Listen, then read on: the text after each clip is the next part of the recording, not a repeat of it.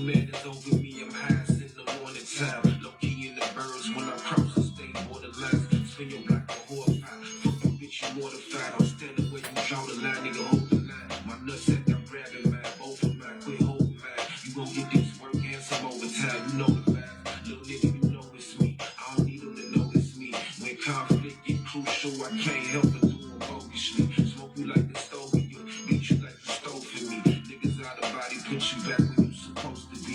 I shoot at you waking in the moment, niggas toast for you. My niggas do the most for me, that's what they supposed to. I want all the smoke, nigga, cut the shit you think bad enough to test. And you know how I'm coming, I ain't ducking nothing.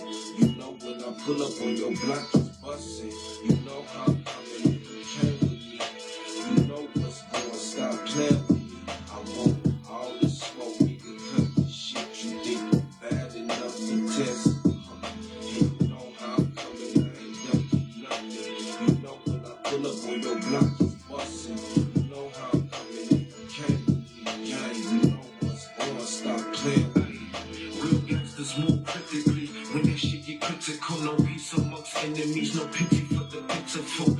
Real nigga down to the bones and the minerals. Stick to the G code, I never told another soul. True to the literature, now salute the general. Kill you on your birthday, dance out on your funeral. It ain't about the clout chase, I'm a man of principle. Niggas out of body, now they body isn't critical. Cradle to the casket, the life we live is typical. God body, cause I will depart you from your physical. Niggas living fantasies, act like they was the only one. Don't talk to me about these streets. Fuck you think you know me from? Just cause you related to them gangsters, I don't make you one. I ain't got no bloodline in these streets, but I can spill me some. I ain't got no mercy for this bitch, and she outside with us. They on demon time, we bring them hell and the fire with us. All this smoke, nigga, cut the shit you think bad enough to test. And you know how I'm coming, I ain't ducking nothing. You know when I pull up on your block, it's bustin'. You know how I'm coming, and you came with me. What's good? What's up? Salon. All this smoke, nigga. What's up? What's good? What's crackin'? I know y'all see the title, Current Events on the Road to Armageddon, right? You know, so, yeah, you know, we still watching this, how we say, the watch on World War III, you know. We're doing two things here. We got the watch on World War III and the road to Armageddon, right? Somewhat the same difference, but different prophecies and stuff like that, right? But yeah, of course, before we get all the way into it, just give all praises to the Most High God, Yahweh, and we do so in His only begotten Son, Yahweh Shai, who the world mistakenly called Jesus Christ, right? So yeah, what we gonna do? Just had just a couple of inserts from a couple articles, real quick. Then, you know, of course, we're gonna go into the prophecies and stuff like that and see where we at in this thing, how things are shaping up, right? And this basically educate ourselves on these end time prophecies and stuff and things to come, right? So yeah, without further ado, just start with this one. This is from Reuters. It says, what does it say? It says, Medvedev, I think that's how you say his name. Medvedev warns Trump's ultimatum to Russia could lead to war with the United States, right? So, if you remember, you said, you know, Trump giving Russia an ultimatum to come to a deal, you know, with the Ukrainians and stuff. He's saying that can lead to war. And if you remember, about a month or so ago, Russia told, America told Iran, like, hey, y'all got about 2 weeks to figure this thing out. And the man bombed them like 3-4 days in the 2 weeks that he originally gave him. So Putin, like, well, I don't know if America, is trying to give us an ultimatum, and he thinking like, well, shoot, I know what y'all did to Iran. Y'all said 2 weeks, and y'all bombed them in 4 days, right?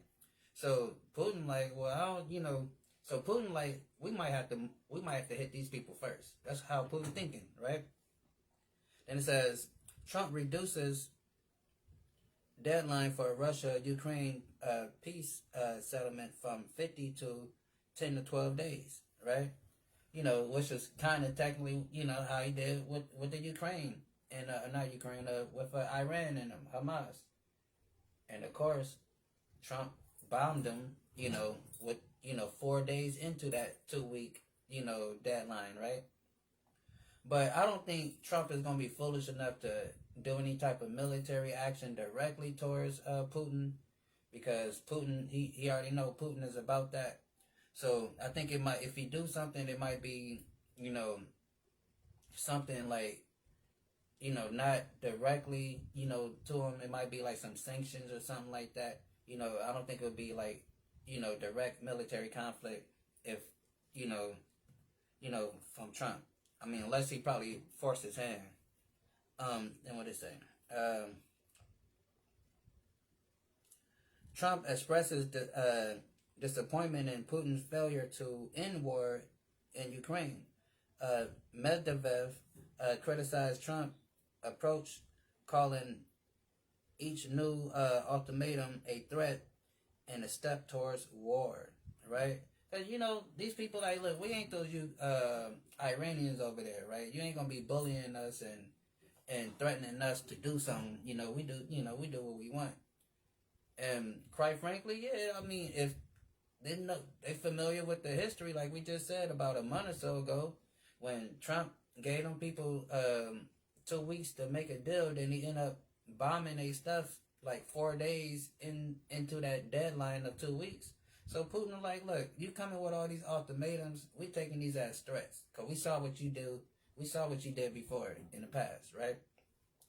Then it says, Huckabee denies any break between Trump and Netanyahu on the Gaza issue.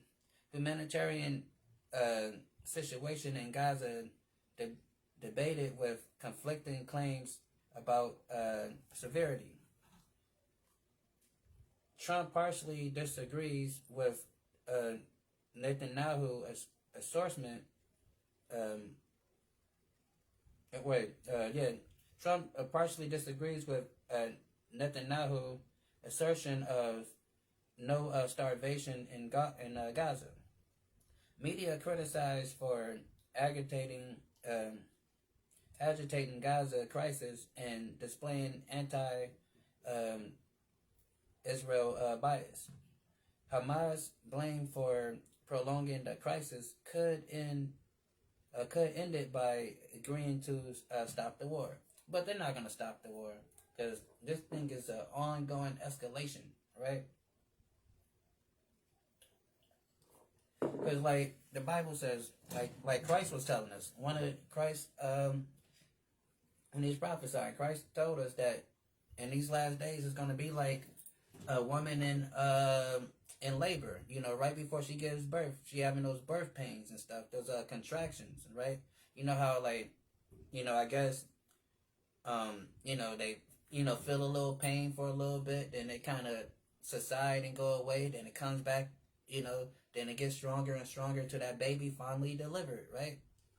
So that's how Christ is describing these world events. Like, it's going to be amped up real quick. It's going to look like everything about to explode right then and there. Then it might calm down a little bit. Then it's going to go right back up to high tension and everybody on alert. Then it's going to calm down till it finally boils over into what we call World War III, right? So it ain't going to calm down, right? And it says,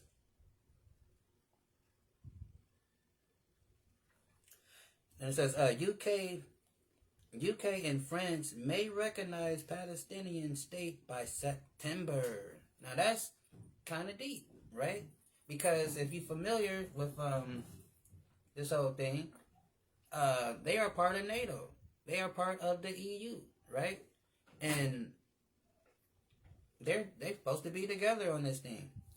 But it's like we've been going over when we, do these classes on Armageddon and World War III. NATO and the EU, America, they're splintered. They're not working on one accord. Cause you got some members still funding Russia and buying oil from them, and buying other products from them. You got France and UK, want to recognize the Palestinian state. Then I think it was another country, was it Turkey, and also, recognizing the Palestinian state. And then Turkey is also supposed to, Turkey is a part of the EU, and they're going to join with the BRICS, so it's all messed up around here, right? So it says the UK and France may recognize Palestinian state by September, marking shifts in foreign policy amid Israel-Hamas conflict. 147 UN member states recognize Palestine. U.S., Canada, and Australia do not. Europe remains divided on recognition, right? So, and that's a conflict, because these people can't officially, after they stole the land, right? They can't officially lay claim to it if other nations is not agreeing that, that they are that the land belongs to them. So if you have other nations saying, well, no, this is a Palestinian state, then they like, no, this is an Israeli state. That's gonna be conflict. So they need the legitimate, the legitimatations from these other countries, so their theft, their thievery, won't be in vain, right? So that's why they can't have these other nations recognize the Palestinian state, because then all they work would be for naught. Amongst other reasons, UK recognized conditional on Israel actions in Gaza, including ceasefire and commitment to two-state solution, right? Which that's supposed to be the original agreement from the get-go. When they first went over there in 1948, they said, okay, look, we only bring like 70,000 of us over here, and that's it. But then they got greedy, because the white man is greedy, right? And they wanted the whole thing. So it was supposed to be something like that, a two-state thing anyway, right? Then it says, Israel opposed Palestinian statehood, viewing it as a threat. Critics urged immediate action amid humanitarian crisis in Gaza. Peace talk for a lasting ceasefire have stalled. International pressure on Israel continue over Gaza operations, right?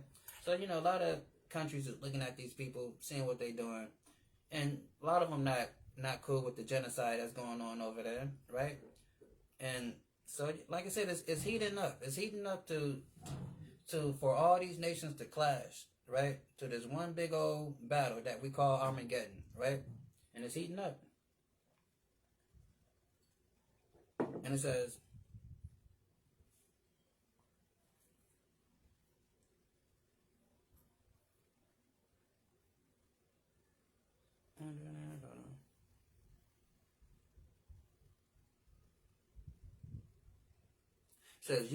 UK plans to recognize Palestinian state in September unless Israel takes action to relieve Gaza suffering, which they not.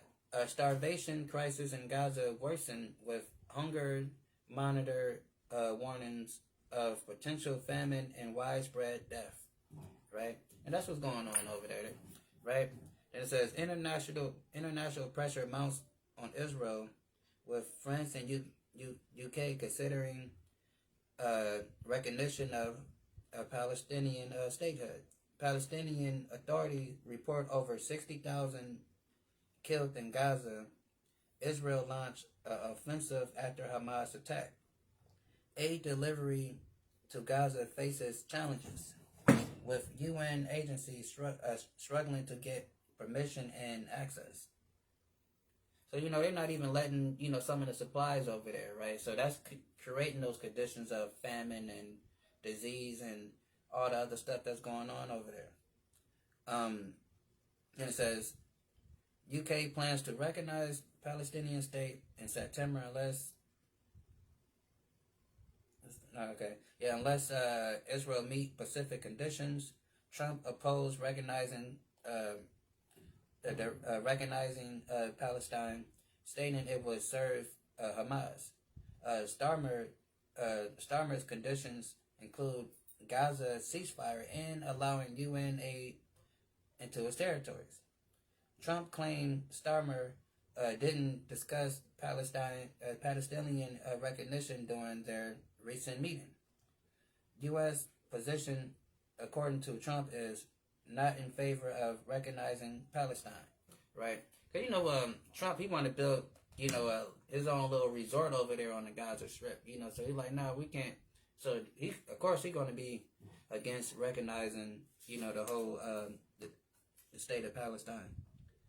Then it says, UK plans to recognize Palestine in September unless Israel meets specific conditions, marking a major foreign policy shift.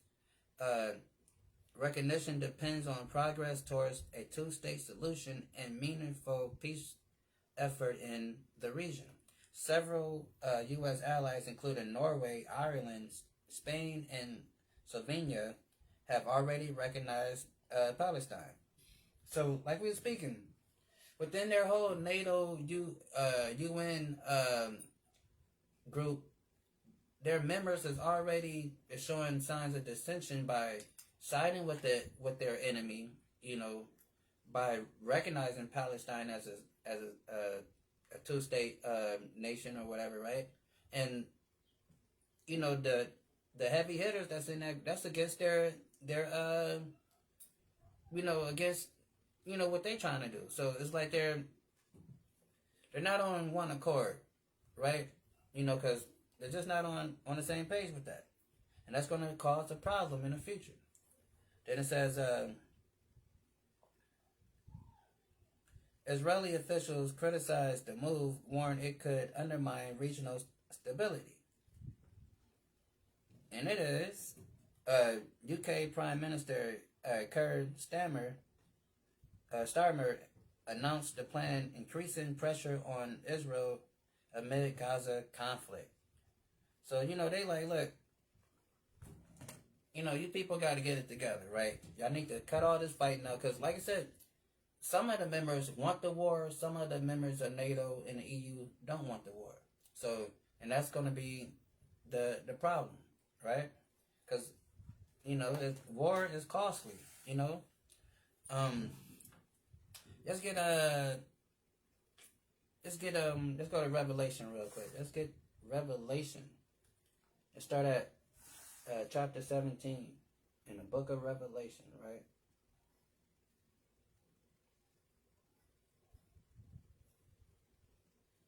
So we're going to start at the top, right?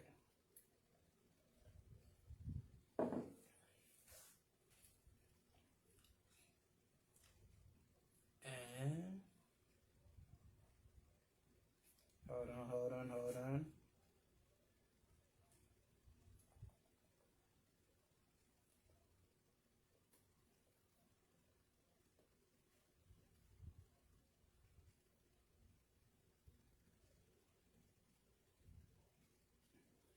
Okay. Alright, let's start, we're going to start at the top. So, Revelation 17 and 1, and it says, and there came one of the seven angels which had the seven vials, and talked with me, saying unto me, come hither, I will show unto thee the judgment of the great whore that sit upon many waters, right? And we understand this great whore is who we know as America, right? That is the great whore that sit on many waters, and how she sits on many waters because of her dominance, her outreach, her influence on all these different nations, her military might that she uses to control and police the world. That's how America sits on many waters, right? And we gotta understand the Most High is in control of everything. Everything is all part of His plan, right? And so let's get this real quick before we continue. It's Jeremiah 18:6. It says, "O house of Israel, O house of Israel, cannot I do with you as this potter, said Yahweh." So if you're familiar with, pottery, we all saw that movie Ghost, right? And we saw how you can, when you're making a vase or, some type of pottery, you can mold it into whatever shape you want it to be, right? You can do that. So God is saying that this world, us people, we are like pottery, and He's the potter, and He can do whatever He wants with us and change and do whatever, right? And it says, "O house of Israel, cannot I do with you as this potter, said Yahweh, behold, as the clay is in the potter's hand, so are ye in my hand, O house of Israel," right? So, and that's what we got to understand. We are in the Lord's hand. Everything is in the might of His hand by His will. Everything goes down, right? And He gives the green light and all that, right? So we got to understand it. So let's read it one more time. "And there comes one of the 7 angels which had the 7 vials, and talked with me, saying unto me, Come hither, I will show unto thee the judgment of the great whore that sit upon many waters." Right? Let's jump down to verse 17 real quick. Then it says, "For God hath put in their hearts to fulfill His will, and to agree to give their kingdom unto the beast until the words of God should be fulfilled," right? So, and all these nations, the EU, NATO, they came together and they put all their forces together, and they gave their power unto the beast, which is NATO, and it's spearheaded by America, which is the whore that sits upon it, right? Then it says, "For God has put in their hearts to fulfill His will, and to agree and to give their kingdom unto the beast until the words of God shall be fulfilled." So right here when it says, and they, in verse 1, it says, and there came one of the 7 angels, had 7 vials, and talked with me, saying unto me, Come hither, I will show thee the judgment of the great whore that sitteth upon many waters, with whom the kings of the earth had committed fornication, and the inhabitants of the earth been made drunk with the wine of her fornication, right? So we see how all these other nations is dealing with America, right? And it says right here in verse 17 that all these nations had given over their power unto America and to the system of the beast, right? That's why America has their influence over these different nations. And they can do as they will with these other nations. And these other nations have to get down or lay down, right? Let's get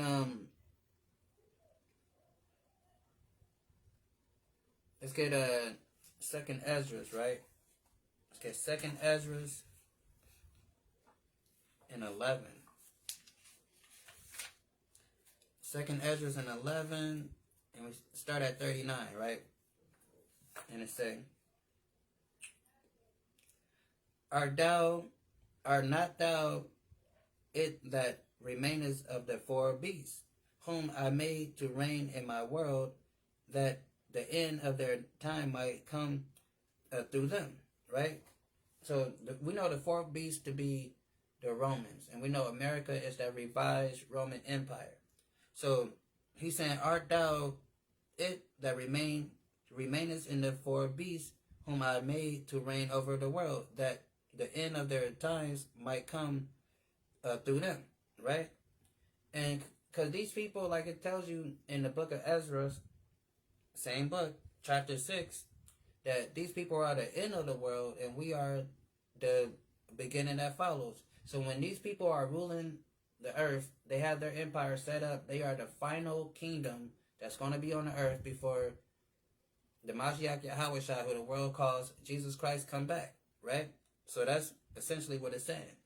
Then let's jump to Revelation 18:1 real quick. It says, and after these I saw another angel come down from heaven, having a great power, and the earth was lightened with his glory, right?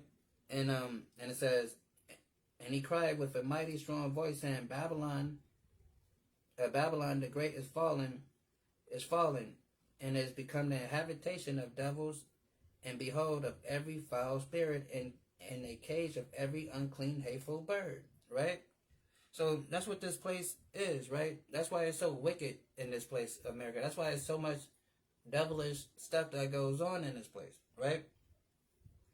Back over here, then it says, and the fourth came and overcame, and all the beasts that were past and had power over the world, and with a great fearfulness, and over the whole compassed the earth with much wickedness, with much wicked oppression, and so long time dwelt he on the earth with deceit. And that's how these people rule. They rule with deceit, lies and deceit, right?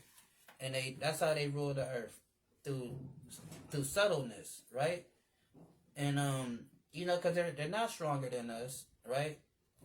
They're not faster than us. They're not mightier than us. So they have to be deceitful and lie, right? That's how they control everything, right? By putting everybody against each other, right? What else we got? Let's get Jeremiah 51. So Jeremiah 51:7.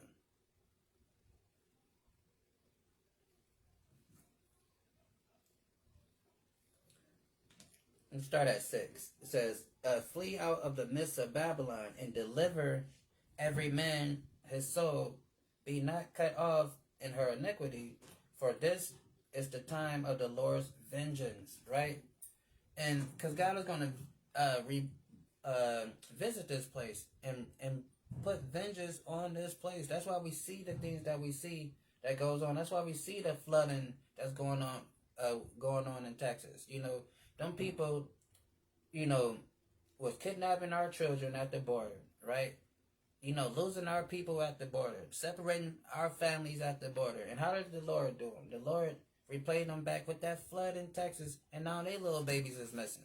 Now they can't find their little babies. The same way how they took our babies and put them in cages and wrapped them in limo foil like they some damn burrito. The Most High took their children, and now they looking for their babies down there in Texas. It's called justice, right? The Most High is not someone to play with, right? So how they couldn't understand our Hispanic brothers and sisters, and how they, was crying for their family when they was getting split up, when ICE was coming and snatching people from their work and out their home, and their families was crying, and they like, well, and they didn't have no compassion. Now they can have compassion, because the Most High showed them how it feels to lose a child, right? Now what's that Senator Ted Cruz or whatever nigga name is, whatever he is, talking about how messed up it was and how sad they are, and like, shut up, all right? Because you people do this every day to our people, right? And they don't have no ounce of compassion until it happens to them, right? So again, it says, flee out the midst of Babylon, and deliver every man his soul. Be not cut off in her iniquity, for this is the time of the Lord's vengeance. he will render unto her a recompense. Meaning God's going to pay this place back. And if you don't believe that the God of this Bible got, justice planned for America and what they have done to black and brown people here, then I don't know what to tell you. You're not serving the God of this Bible. You're serving the God that you made up in your head. Because this God is about justice and vengeance, right? And we need justice as a people. Who's gonna restore what they have taken and done to us for the last 500 years? Who's gonna do that? These other nations have not moved to do anything to try to fix and restore, right? When Russia went into Ukraine a few years ago, everybody done gather up money and want to pray for Ukraine and send money over there to Ukraine. When fake Israel got attacked a couple of years ago, everybody's like, oh, pray for the fake Israel over there, right? And send money, right? That's what they did, right? But when we got kidnapped from the western shores of Africa and brought over here in slavery and was enslaved for about good, until now, still, right? No other country said, hey, just stop doing that to those black people over there. Hey, just go to war with America to free those black people over there. Hey, America, we're going to put sanctions on you. Stop doing that stuff. Nobody did that, right? So they don't have compassion. That's why we have the Most High God that's going to bring justice for us. Because these people don't know what justice is and they're not looking to bring justice for us, right? They're so sad that our people are so damn brainwashed that they don't even want justice. They just want to just live life and hopefully, America finally accept them and look at them as a human being and just treat us equal. Use a fool. Use a slave. Use a good, perfect slave, right? And you should understand America can fix things just like that if they wanted to, right? They can give us reparations if they wanted to. When that COVID-19 stuff happened and they started passing out COVID relief package money to everybody, $1 billion here, $1 billion there, $1 billion here, every billion, you get $1 billion, you get $1 billion, you get $1 billion, right? And we've been asking for reparations forever, and they said, we don't have the money, the money where we don't know where how are we going to fit, we can't give you, because number one, we're broke, we don't have the money. But soon as COVID happened, the money came out of everywhere. They was pulling money out of everywhere. They had so much money, they even decided to pay some of us $3, $4, $5 extra just to go to work. Right? You be like, look, we're going to pay you about $5 more extra, or whatever how it was to some, to come to work. That's how much more money they had, but at the same time, that they ain't thinking about giving you no money, because only reason we saw how America could really actually work in a perfect society if America wasn't such thieves and stealing from the everyday working person. Like, for example, during that time, say like you was making $12 an hour, right? Then when that COVID stuff happened, it probably jumped up to about $18 an hour because they wanted people to come to work. Think about this. They could have been paying you $18 the whole freaking time, but they elected to pay you $12, right? So if America was really this great country and all this stuff, we see what the potential of how America could be. Even with some of us working from home, right? Think of before COVID. You have to go to work, get yourself up early, make sure everybody's up, go to, get your kids up. But now some of us can work from home because of this COVID thing. And then you start to think about it like, hold on, this could have been how it could have been the whole time. But no, America is a place of slavery and oppression. So they would never make it easy for you. Only time they make it easy for you is they have to make it easy for them. Right? So that's why they, all those COVID relief packages was flying left and right and everybody getting a $1 billion bailout here and bailout there. But nobody, and I told y'all doing that, I'm like, If any politician is speaking about reparation after today, you know they're lying. Because look how much money they passed out. They're not going to give you reparations because they would have did it. Because look how much money they passed out. Right? And look how much money they gave to Ukraine just over the last 4 years. So we have to stop being stupid and thinking that they're going to give us some money when they're not. We're going to read what we're reading about reparations right now and how the Most High is going to bring it to us. Right?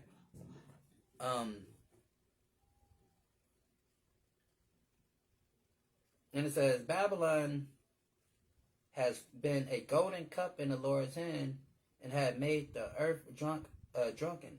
And the nations have drunken of her wine. Therefore, the nations are mad. So all these nations is, all twisted and twangled up in America's philosophies and their way of life and how they do business, their commerce, everything, right? So if America fall, a lot of these other countries is going to be devastated as well, right? Because of their tight connections to this place, right? And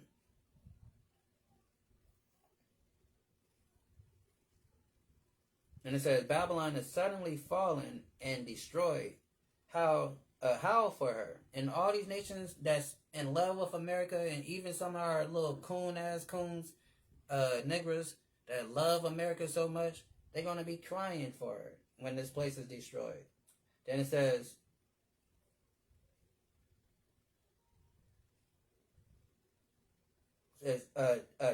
take balm for her pain, if so be may be healed. But you know what balm is? Balm is like, ointment that you put on yourself to, heal your skin up.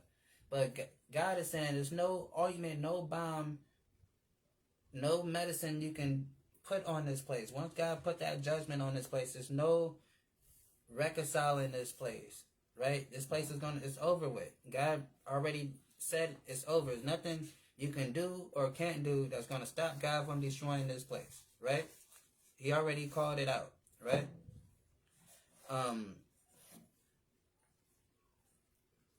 Let's get Habakkuk chapter 2. Habakkuk chapter 2. Get Habakkuk chapter 2 really quick.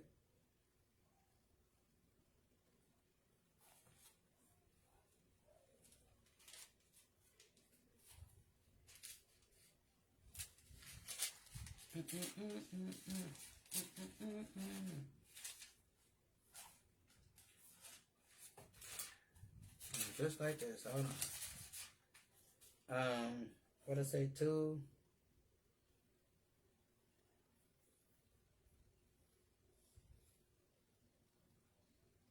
What is it?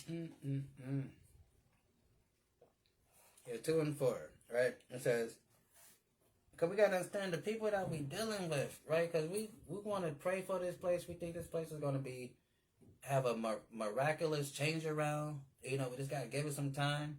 That's crazy, right? These people are wicked to the core because God made them to be wicked. If you don't believe me, just hear what God got to say for himself. It says, behold, his soul which is lifted up. So the spirit that God put in them, right? The spirit, how we say the breath of life, right? The spirit that God put in them, right? It says, behold, his soul which is lifted up is not upright in him, right? Meaning he has a crooked spirit about himself. That's why these people is wicked, right? He has a crooked spirit about himself.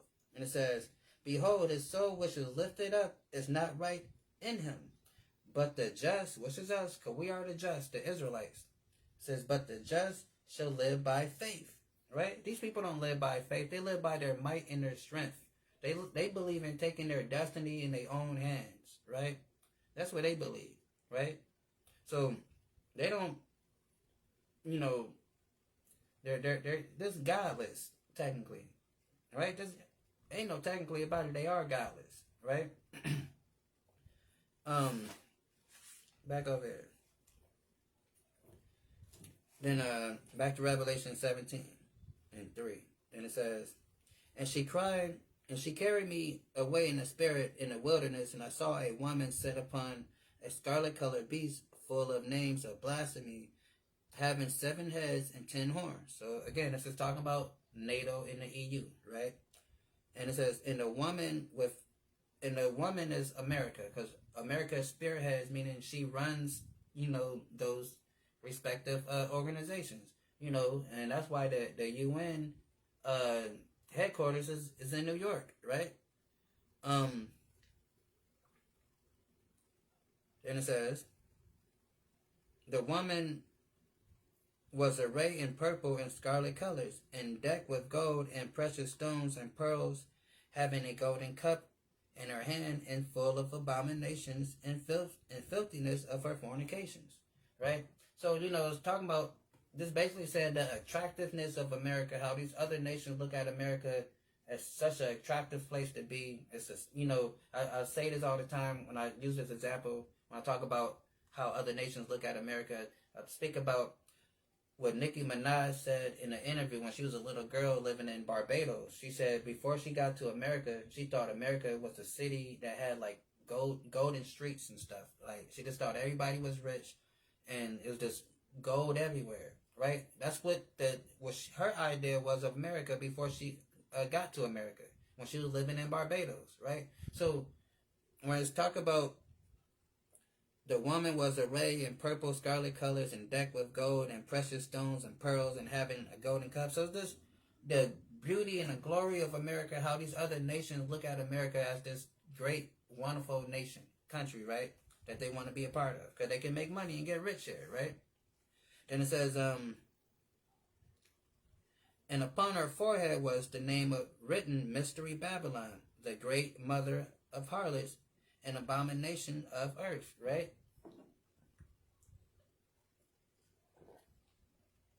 So that's what this place is all about, because everything this place does is contrary to what God said we should be doing, right? And it says, and I saw the woman drunken with the blood of the saints and the blood of the martyrs of Jesus, of Yahushua. And when I saw her, I wondered with great admiration. So he's looking like, dang, this is a ruthless bunch of people here. Like, these people just don't give a, right? These people don't give a hoot nanny, right? These people are just ruthless, right? And it says, and I wonder and I saw the woman drunken with the blood of the saints. Because how was she drunken with the blood of the saints? Because us here, the black and brown people here, black, Hispanic, and Native American people, we are the saints because we are the Israelites. And every time we get killed here unjustly, every time, they murder us and all that stuff, that is spilling the blood of the saints, right? And they will not stop because they killed so many of us that they are drunk off the blood of the saints, right? They killed 80 million Native Americans, right? Just to call this place America. They killed like 200, 300 million of black people just to bring us over, just to build this place called America, right? So they are drunken with the blood of the saints, right? And with the blood of the martyrs of Yahushua. And when I saw her, I wondered with great admiration. Because it's looking like, damn, these people are ruthless. They don't give no finnuck, right? Then it says, and the angel said unto me, where before did thou marvel? I will tell you these mysteries of the woman and of the beast that carry her, which have the 7 heads and 10 horns, right? So, like I said, we're dealing with, because it's a vision, so we're dealing with metaphors and stuff. And again, this is talking about the NATO and the EU, and if you take it back to, because, we say America is the revised Roman Empire. It's the Roman Empire, except for they're not over there in Italy. They over here in Washington, D.C., right? So it's the same thing. Because when they talk about the 10 heads, what did it say, the 10 horns and all that, and the 10 Kings. So when you take it back to the ancient Roman Empire and you look at their providence and what the territories that they had, right? The map is very similar to today's NATO and EU map, right? Only difference is you got America over here because that's their new headquarters. It's not no longer Rome and Italy over there. It's DC, America over here. So that's the only difference. The map is still the same when you look at the ancient Roman territory and compare it to the map of NATO and the EU, right? Same. So then it says, oh, you get this real quick.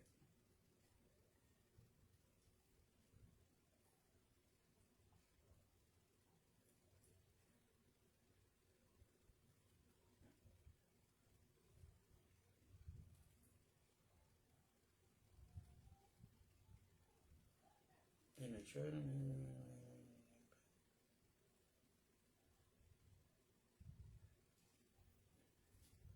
So it says, I'm gonna read it anyway. It says, and the children of Israel went away and did as the Lord had commanded Moses and Aaron, so they did. And it came to pass at midnight the Lord smote all the firstborn in the land of Egypt, from the firstborn of Pharaoh that sat on his throne unto the firstborn of the captives that was in the dungeon, and of the firstborn of the cattle, right? So, and that's the thing, because like this, America has, the 7 plagues coming. We reading, and this chapter actually gets into the plagues too. But so yeah, these so yeah, America, and so just like Egypt lost their firstborn, America's gonna lose their firstborn, their secondborn, their thirdborn, their fourthborn, everyborn, right? Because God killed Egypt firstborn that time. This time He's killing everything when those nuclear bombs go off, because those nuclear bombs they got, those thermonuclear weapons, have no age discriminatory, no age, no gender, no nothing to discriminate against, right? When it detonates, it's blowing up everything that it can blow up, right? And it says back over here, it says, the beast that thou saw was and was not, and shall ascend out of the bottomless pit, and go into perdition, and they that dwell on earth shall wonder, whose name not written in the book of life from the foundation of the world, when they behold the beast that was and was not and yet is. So when the world see America finally get destroyed, the whole world is gonna be like, oh dang, oh snaps, damn. It's gonna be a sight to behold, because America has been this great country running the world all day long, right? Then all of a sudden, like a boop, they off the map just that quick, and everybody gonna be like, dang, what happened, right? And it's like the beast that thou sawest was and was not, right? Meaning, they were ruling and now they're not ruling anymore. They're taken out of power, right? That's what it means. It says, and shall ascend out of the bottomless pit. And we know that the bottomless pit is talking about Europe. And the reason why it refers to Europe as the bottomless pit is because Europe doesn't have natural resources, right? That's why they go around the whole world stealing everybody else's natural resources, right? That's why they all in Africa taking their diamonds and gold and stuff like that, right? So that's why it's referred to as the bottomless pit. And the beast that thou sawest and was not, and shall ascend out of the bottomless pit, shall come out of Europe and go into perdition, and they that dwell on earth shall wonder, whose name was not written in the book from the foundation of the world, when they behold the beast that was, talking about Rome, and was not, meaning because they're going to get destroyed, and yet is. So, because again, America comes back as that revised Roman Empire. So right now, the Romans, when this is being written in Revelation, when John is writing this, Rome is ruling. So that's why it says that the beast that is and not, meaning that they're going to be destroyed. This current Roman Empire is going to be destroyed. We know that because it happened in the late 300 AD, early 400 AD, and that's when we took over, known as the Moors. And the Moors were a mixture of Israelites, African people, and Arabs, right? So we end up ruling Europe for 1,000 years until the late 1400s, until the Renaissance era came back, and then they came back into power and been back in power ever since. So, and it says, the beast that was, meaning the beast that is talking about that current Roman Empire that John is seeing now. Then they get destroyed, right? So then they're not. Then it says, what does it say? And yet is, right? Meaning when they come back, it's going to be that same empire. That's why we say America is the revised Roman Empire, right? Hope that makes sense. Then it says, and here is the mind which has wisdom. The 7 heads are 7 mountains on which the woman sitteth. And we know that mountains in the Bible represent nations, right? So sometimes when you see the word mountain in the Bible, depending on the context, it can be referring to a country, right? So it's talking about 7 nations. And like I said, when we look on the map of ancient Rome and see their territories, we know who these 7 nations are, right? And when we look on a map today and look at NATO in the EU map, we know who these nations are. And that's what we call the Western European power structure, right? And here is the mind which have wisdom, and the 7 heads are the mountains on which the woman sitteth. And there are 7 kings, 5 are fallen, and 1 is, and the other is not, and yet come. When he come, he must continue for a short space, right? And the beast that was and was not,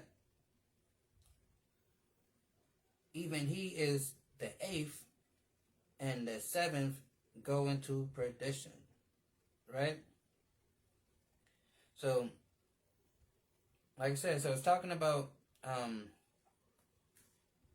we're going to get it though. Let's get Daniel.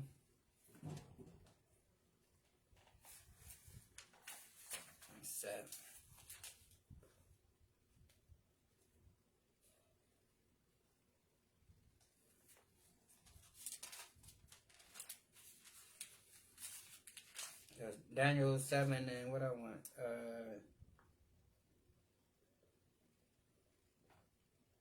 7 and 8. So it says, and Daniel 7 and 8 says, I considered the horns, and behold, there came among them another little horn, before whom there was 3 horns of the first horn plucked up by its root, and behold, in this horn were eyes like a man, and mouth speaking great things. So this is talking about that little horn is America, because it came out of Britain, right? Because it splintered off of Britain in Spain, France, and Portugal, right? So so we back over here, right? We're gonna break it all down. It says and there are 7 kings, 5 are fallen, and 1 is, and that's talking about the Roman Empire, right? So let's see, hold on, let's see. Yeah, so it's talking about the Roman Empire. It says, there are 7 kings, and 5 are fallen, and 1 is, and the other is not, and an other is not, and yet when it come, it must continue for a short space, right? So, like I said, so when we read back over here, it says, and I considered the horns, and behold, there came up among them another little horn. So this is America sprouting out of the British Empire, right? And it says, because remember, Britain and America, they're the ancient Romans, well, all of them really, but, the ancient Romans, right? So it says, and it says, and I considered the horns, and behold, there came among another little horn before whom there were three of the first horns plucked up by its root, and behold, the horn were eyes of a man, and the mouth speaking great things. So America plucked up the other nations because America became mighty because it, mightier than England, France, Spain, and Portugal. So it took out those nations, and America became the head nation on the west, right? Then it says, boom, boom, boom. So let's go back over here. Or let's get Daniel 2 real quick. Go to Daniel 2.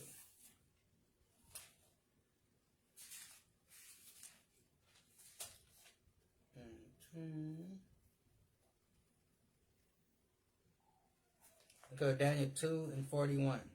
It says, and whereas thou sawest the feet and toes part of potter's clay and part of iron. So it's talking about NATO again. We covered this verse before. It's talking about NATO and the EU, right? And so this is a vision of the statue that Daniel was seeing, and this statue represent all the different nations that that's going to come into power throughout the ages, right? So now this final empire is located at the feet of the statue. So that's what Daniel was seeing. So, and he's describing the characteristics of this final empire. And it says, and whereas thou sawest the feet and the toes and the part of potter's clay and part iron, the kingdom shall be divided. And we know, because we've been reading these articles, that this kingdom is divided. You have France and the Netherlands and other countries that want to recognize the Palestinian state. And you have the others that's like, no, we can't do that, right? Because we stole this country fair and square. So we can't do that. We stole it fair and square. So we can't recognize that. So you have the dissensions. We have some countries that's still supporting Russia and still buying oil and other products from them. Then you have America and other countries like, no, we ain't buying nothing from them. We sanctioning them. We're Xing them out of the game, right? But it's not fully working because countries are still dealing with them, right? So it says, the kingdom should be divided, but there should be in the strength of their iron, more as much as thou saw the iron mixed with myrrh and clay. So their strength would be in their iron, and their iron is representing their military might. So NATO has a strong military, right? That's why, again, when you read in Revelation, when the beast first formed up, all the nations were like, shoot, like who can make war with the beast, right? So they have a strong military, but politically they're not strong. They're not together. They don't agree with anything, right? Then it says, and whereas the toes of the feet were like iron, part clay, so is the kingdom will be partly strong and partly broken, right? And that's what we're seeing here. We're seeing this kingdom being partly strong and partly broken because they're not agreeing on how to proceed, on how to run this this great establishment that they establish off of their white supremacy, right? So that's why they're at beef, at odds.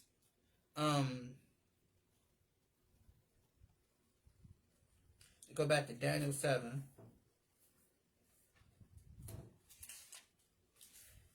And go to Daniel 7 and 19.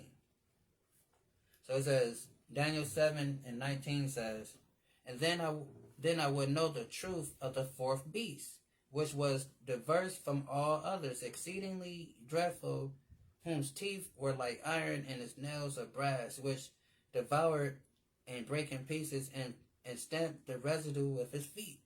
So this is the Roman Empire. They crushed all the known, nations during that time, right? You're familiar with the Roman Empire history. Then it says, in the ten horns that were in the ten horns that were in the ten horns that were in his head, and of the others which came up, and before whom were three fell, from even of that horn that had eyes, and a mouth that spake very great things, who looked was more stout than his fellows. Talking about America, because America, come out talking tough Tony stuff, right? Listen to the stuff that Donald Trump be saying on the news. He talking like tough Tony, like he about to go out there and fight himself, right? Then look at your average American, how the pridefulness they speak of, right? Like, they can just take on any country in the world, right? But it says, and the ten horns that were in his head, and of the others which came up, and before whom three fell, even of the horn that had eyes, and a mouth that spake great things, who look was more stout than his fellows. Meaning America is, they're more ruthless than, how their other little underlings is, how their other people is, right? And they got a, they got a different demeanor about themselves, right? And it says, and I behold the same horn made war with the saints, and they made war with us. How did they make war with us? Through slavery and conquest over here on the Western world, right? And their oppression that they continue to do to us every day.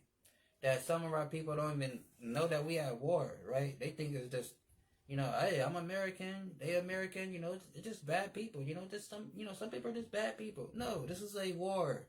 It's just that we too stupid to understand that it's a war going on outside, right? Because we want to assimilate with them. We want to be friends, and they want to kill us. That's the thing, right? And it says,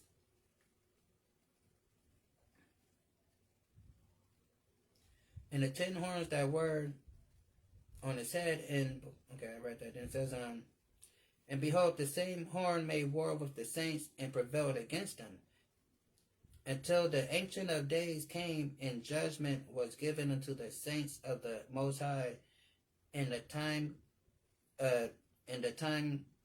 came that the saints possessed the kingdom. So, what does that mean? That means we're gonna have to, they're gonna be ruling over us until the Most High come back in His Son, and they come back with the millions and millions of angels. And then what it say? Until the Ancient of Days came, and judgment was given unto the saints of the Most High, and the time came that the saints possessed the kingdom. So we we took the kingdom.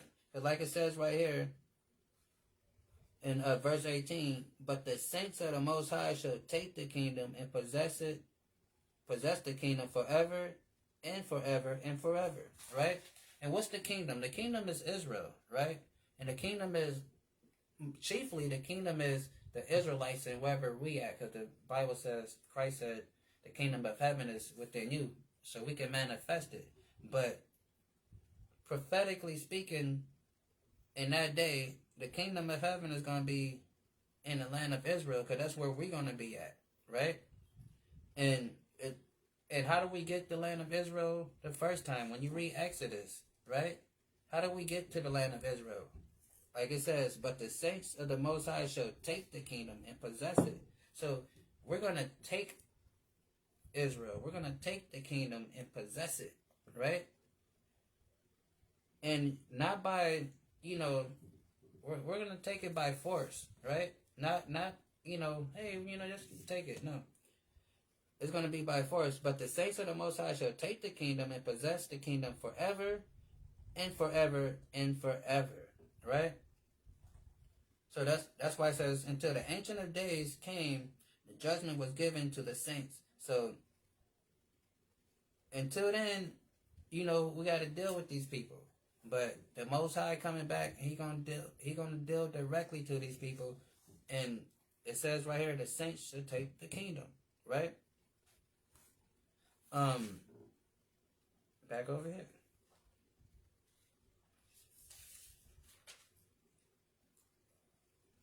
And it says verse 11 in Revelation 17. And the beast that was and was not, even he is the eighth, and is not, and is of the seven, and of the seven go into perdition. So now the eighth is talking about Russia, right? Because after America get destroyed, because America is the seventh beast, then after America get destroyed, then Russia gonna pop their little head up, right? Then they are the eighth, and it says they're gonna go into perdition. Because what people don't understand is, although Russia and their counterparts is fighting against America and their counterparts, they are all the same people. They're all Edomites. It's just that what we're witnessing is they're trying to figure out how are we going to rule this world? Are you going to rule the world the way you've been ruling it, or can we get a chance to put our white supremacy stamp on this thing? That's what Russia is trying to do, right? So it says,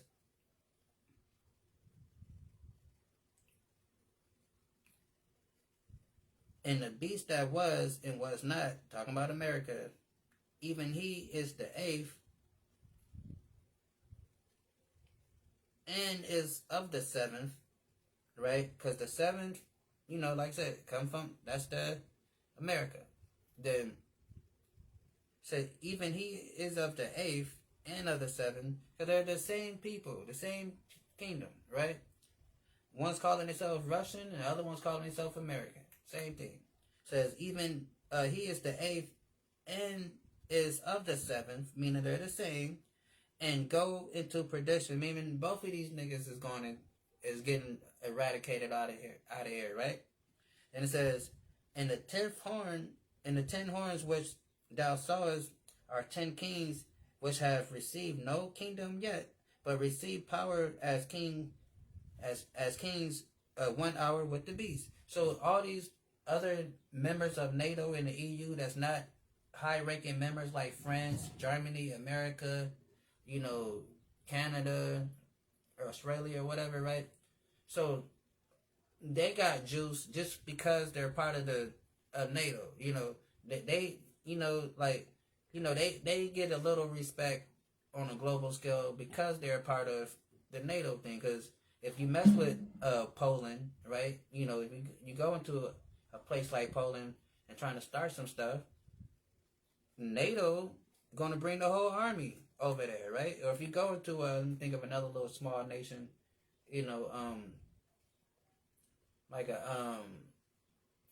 or even it's like Taiwan. Taiwan is, technically a small nation, but not really a nation because they're really Chinese people. But that's a whole nother story. So somebody go to Taiwan, NATO is coming, right? So these little countries that's within the branch of NATO and the EU, they're protected, and they got the juice too, right? But they might not be heavy hitters and power hitters like America, France, Germany, England, such and such, right? But it says right here, the 10 horns which thou sawest are 10 kings which have received no kingdom, meaning they're not the heavy hitters like America, France, England, Britain, all them niggas. They not, the heavy hitters like that. But it says, which have received no kingdom yet, but receive power as kings 1 hour with the beast. Meaning they not as powerful as these other nations that's in their group, but they're sharing power with them because they gave over their military might to them. So, they're sharing power, right? It's like both of ours. Just that they keep it at their house, right? So then it says they have one mind, right? Meaning they all came together on one consent. Like, all right, look, we're gonna give all our military might to NATO, to the beast, right? And whatever y'all want, we on that, right? It says, and they have one mind, and shall give their power and strength unto the beast. And that's what they did with their military, right? They gave the military over to NATO and the EU. So whenever a war pop off, their military is gonna be, put to use, right? So that's what they all sign up for. Then it says, and these shall make war with the Lamb, and the Lamb shall overcome them, right? Because how are they going to make war with the Lamb? We read about this in the book of Ezra, right? When they going to come and try to make war with the Lamb, right?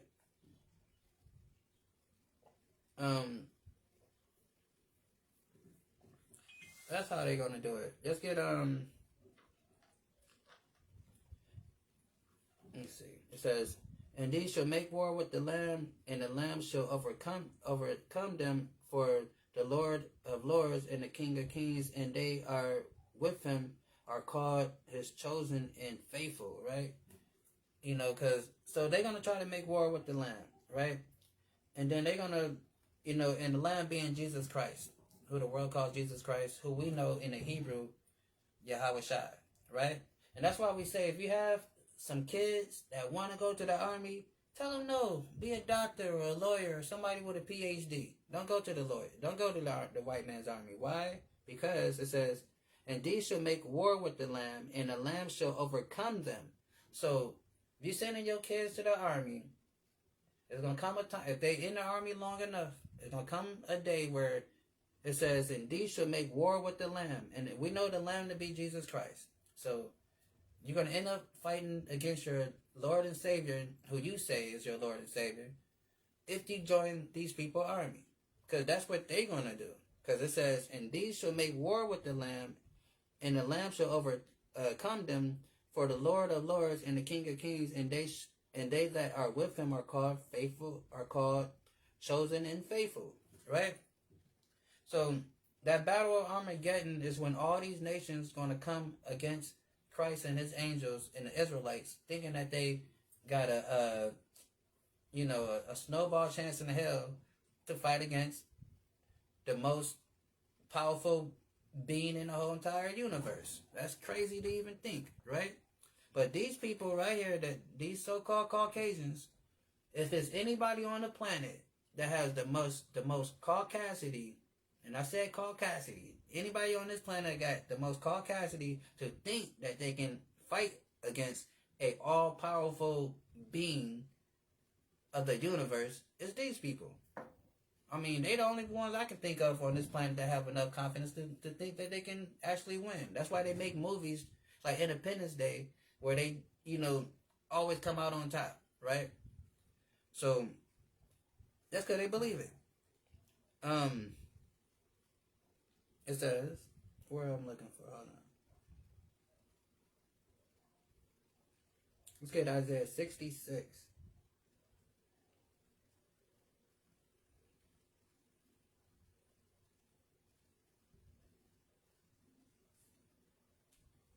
Okay, Isaiah 66 and 24.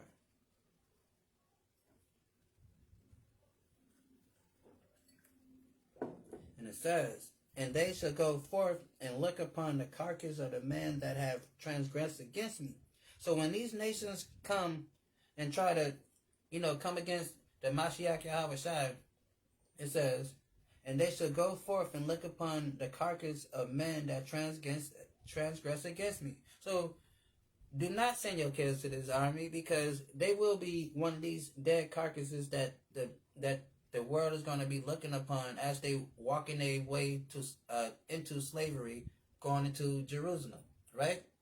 So it says, they that go forth look upon the carcass of men that transgress against me, for the worm shall not die, neither their fire be quenched, for they shall be a whoring to all flesh. Meaning everybody's gonna see how God got down on these people that decided that they were tough enough to fight against him, right?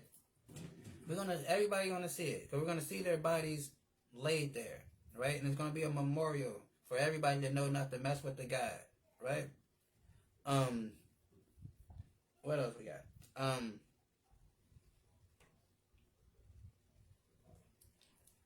Let's get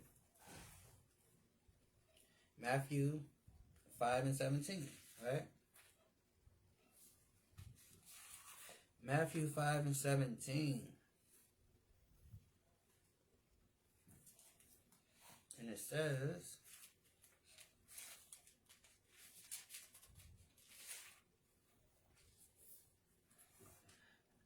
think not that I come to destroy the law or the prophets. I come not to destroy, but to fulfill.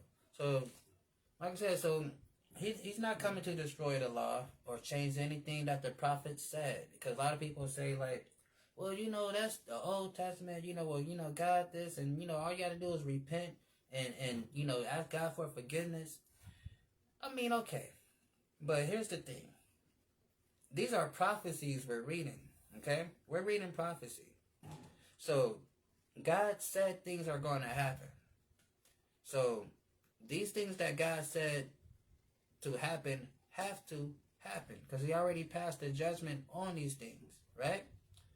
And so, there's nothing that you can do or not do to change what this man said is going to happen. Because it already been declared, right? What it said, he that declared the end from the beginning, right? So,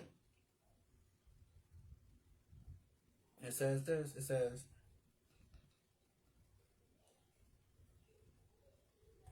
oh, where is that? Boom, boom, boom.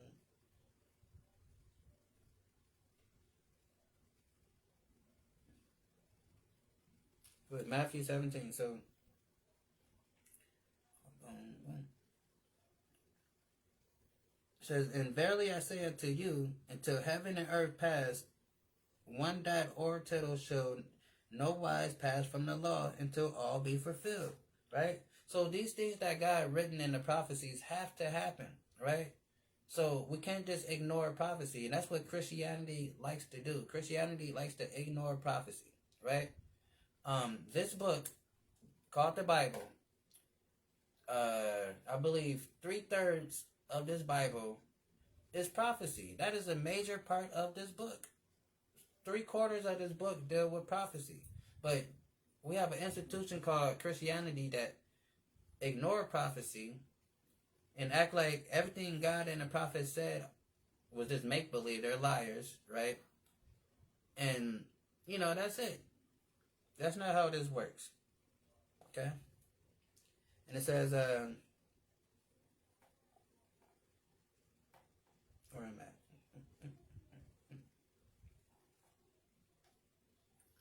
Let's get Ezekiel 47 really quick.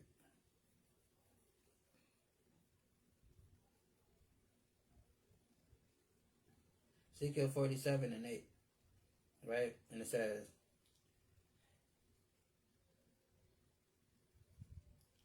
and he said unto me, these waters issue out towards the east country, and go down into the desert, and go unto the sea, which bring forth unto the sea, and the waters shall be healed.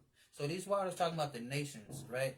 So when the Most High passed judgment on this place and finally put some straightening around here and get some order around this place, it says, then he said unto me, these waters issue out towards the east country, and go down into the desert, and go into the sea, which brought forth into the sea, and the waters shall be healed. So meaning, the waters is talking about these nations, right? Because again, we're dealing with the Bible in a morphic language, right?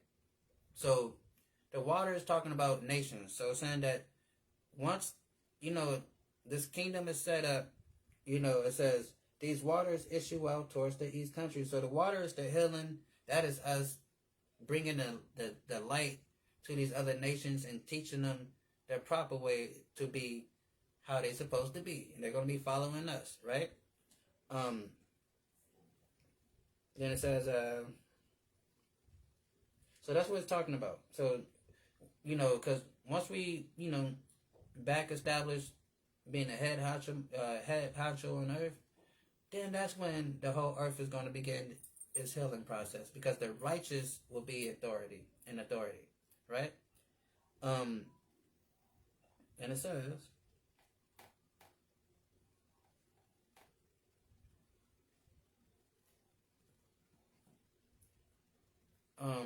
let's get Ezekiel, right? Same book.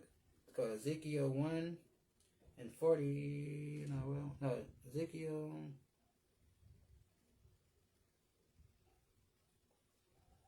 Hold on. Let's go to Matthew. Matter of fact, not Ezekiel. Let's go to Matthew.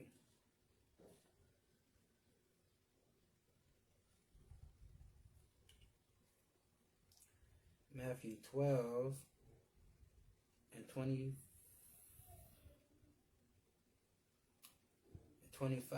right? Matthew 12 and 25. So, but right here, so it says, "In the 10th horns which thou sawest upon the beast, these shall hate the whore, and shall make her desolate and naked, and shall eat her flesh and burn her with fire." So all these other nations that's within the NATO EU thing, right, it's going to come upon a time where they're going to turn on America. And we see the beginnings of it now. Because like we said, we see France and recognizing the Palestinian people as a state, and other, countries within the EU that's recognizing the Palestinian people as a state. Again, the other countries that still doing dealings with Russia, other countries that Trump wanted to put tariffs on China, and other countries kind of back down, but China like, don't you dare, right? So we see that they're not all the way together and moving like a unit, right? Because some of them is on board, some of them doing what they want to do, right? So it says, and Jesus knew their thoughts. And Jesus knew their thoughts and said unto them, every kingdom divided against itself and is brought to desolation. And that's what happened, because this place is divided against itself. Like we read in Daniel 2, that this kingdom is partly strong and partly broken. It will be divided, right? Let's read it one more time, right? So it says, right here, it says, whereas thou, Daniel 2 and 41, whereas thou saw the feet and the toes part potter's clay, and part potter's clay and part iron, the kingdom shall be divided, right? And that's what's happening. It's divided. So right here, Yahushua, Jesus says, and he knew their thoughts and said unto them, every kingdom divided against itself is brought to desolation. So that's what's going to happen to this place. It's divided against itself, and we see the crumbling as it falls into desolation. We see it, right? And it says, every kingdom divided against itself is brought to desolation, and every city or house divided against itself should not stand, right? So, and that's what's happening to this place. That's what they're politically they're not on the same page. Globally they're not on the same page, right? So eventually this house of cards is going to collapse, right? Just like Jesus said, every kingdom divided against itself is brought to desolation, right? This is history. We know this. The Roman Empire went down the same road, right? Their predecessors before them went down the same road. Rome, because like we were saying earlier, Rome was policing the whole world. They had military garrisons all over their known world. They stretched their military so thin, so when things did break out, they couldn't adequately respond to a military threat because their military was stretched so thin, right? And America is following the same footsteps, right? So that's what we're seeing. Uh, it says, and if Satan casts out Satan, he is divided against himself. So how shall then his kingdom stand? So this kingdom is not going to stand because they're fighting. It's too much inward fighting, right? America want to index Canada and Greenland and stuff, right? That's too much inward fighting, right? Then it says, and the 10 horns which thou sawest upon the beast, these shall hate the whore and make her desolate and naked and eat her flesh and burn her with fire. How are they going to do that? With those thermonuclear bombs that these countries possess. Once Russia decide to push the button, Korea, Iran, all them people push the button, right? And then all these other countries that's dealing with America, and they look up and realize, hey, this war thing is at a loss, and we're going to lose. We need to get with the winning team. They're going to push the button too with Russia. And what it say? It says, the 10 horns which thou saw upon the beast, these shall hate the whore, and shall make her desolate and naked, and eat her flesh, and burn her with fire. So all these countries that America is buddy up with in their NATO EU system, a lot of them is going to turn on America in these final days of this coming war, right? And they're going to burn her with fire, right? Then it says, for God hath put in their hearts to fulfill his will. So God is going to put the spirit on these nations to do these things, right? And ain't going to be no amount of sanctioning, no amount of money you can throw at them, no deal talking, no just come together, hey, let's not do this, hey, you know, we're supposed to be going against Russia, hey, what's going on, we're going against Russia, right? No, there's none of that, right? Because it says, for God hath put in their hearts to fulfill his will, and to agree, and to give their kingdom unto the beast, until the words of Yahweh shall be fulfilled, right? So God like, look, no, I'm in control of all of this. I'm setting the big old greatest trap ever. The biggest trap you can set. And I'm walking y'all all down to it, right? So, and it says, and the woman which thou sawest is that great city which reign over the kings of the earth. And America is that great city that reign over the kings of the earth. I don't understand why some people don't understand that America is Babylon the Great, the daughter of Babylon. Like, what other nation has control such as America, right? No other nation does, right? America is the spearhead of this world, right? Chapter 18. Well, so we get, no, I think we read that before, but let's get it anyway. Let's go to,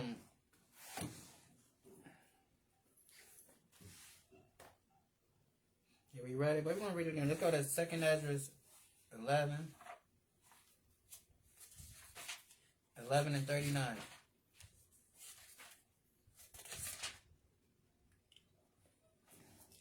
Go to 2nd Ezra 11:39, and we're going to go to 2nd Ezra 12:2.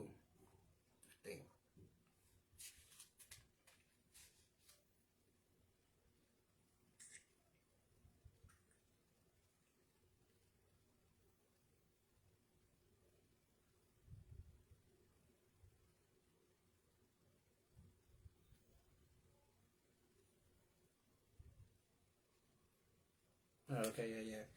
No, I was just, alright. So yeah, I was just seeing what was in chapter 12. But yeah, we're gonna start at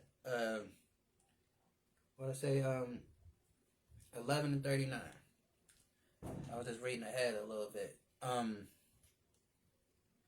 So it says, are not thou it that remainest of the four beasts? Talking about America, whom I made reign in my world, that the end of their times might come through them, right? And then it says, and the fourth came and overcome all the beasts that were past and had power over the world with great fearfulness and over the whole compass of the earth with much wicked oppression, and a long time dwelt he upon the earth with deceit. So we know this country, this nation operates with deceit and trickery, right? And that's how they're able to maintain their power for such a long time, by putting other people against each other, right? You know, everybody know they playbook. It's so crazy, right? We all know. It's just like back in the 90s, right? The Utah Jazz, right? If you a basketball fan, the Utah Jazz, right? Now everybody knew that the Utah Jazz was gonna do the pick and roll, right? John Stockton, Karl Malone, pick and roll up at the top. You know what I'm saying? You know, top of the key, pick of the roll. You know what I'm saying? Left elbow, right elbow, pick of the roll. Everybody know that's what was coming. But for whatever reason, they couldn't stop it. John Stockton, Karl Malone, probably the most dominant duo outside of Shaquille and Kobe, right? But what they bread and butter was the pick and roll, right? Everybody knew it's coming, but for whatever reason, they could not stop it. And they know that it's coming, right? And that's what we see in here. It says, read it again. It says,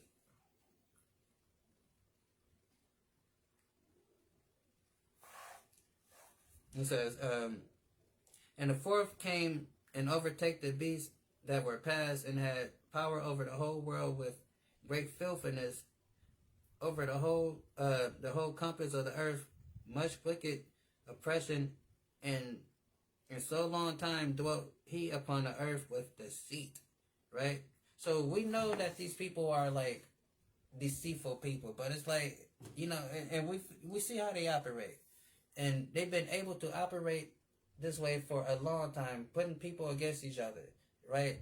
And we know that's their playbook. We know that they like to put people against each other, and they reap the benefits, but yet the world still falls for it. Just like how back in the late 90s, nobody couldn't do nothing with the pick and roll from the Utah Jazz, right? So the same thing.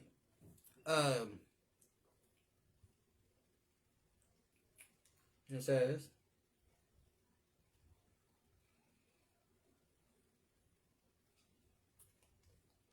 let's get I guess we can read this. Let's get Second Ezra's 12 and 11. 12 and 11.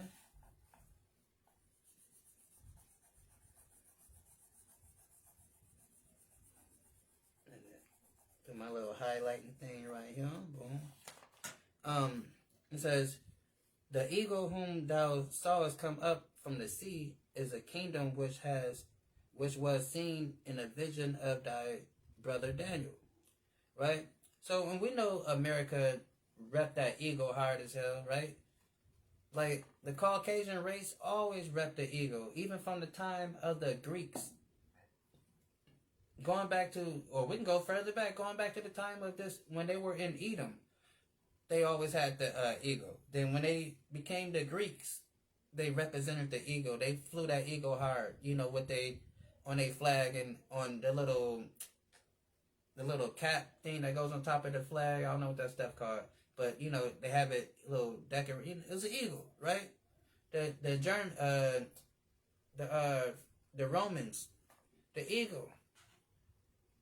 America, Britain, France, any white nation you can think of, they always use the eagle at one point in time, right? To represent their military or their country, right? So it says, the eagle whom thou sawest come from the sea in the kingdom which thou seen in a vision of thy brother Daniel, but it was not expounded to him. Therefore now I declare it to thee. Behold, the days will come that there shall rise up a kingdom upon earth, and it shall be fierce above all the kingdoms that were before it, right? And that's what we're witnessing now. America is that fierce kingdom that was fierce all before it, right? And you know, and we're seeing this, right? Oh yeah, let's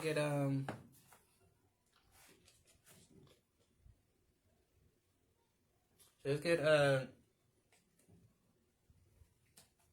Revelation 18, right? Hold on one second.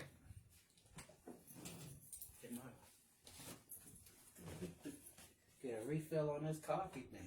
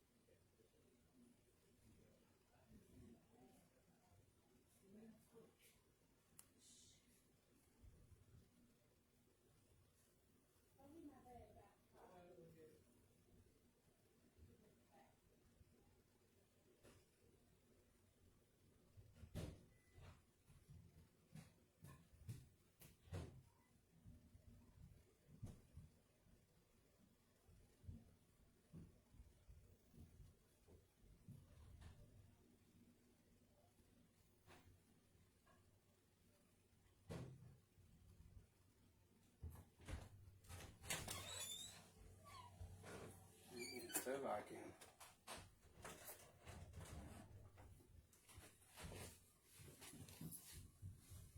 Have to get a refill on the coffee, right? Where were we?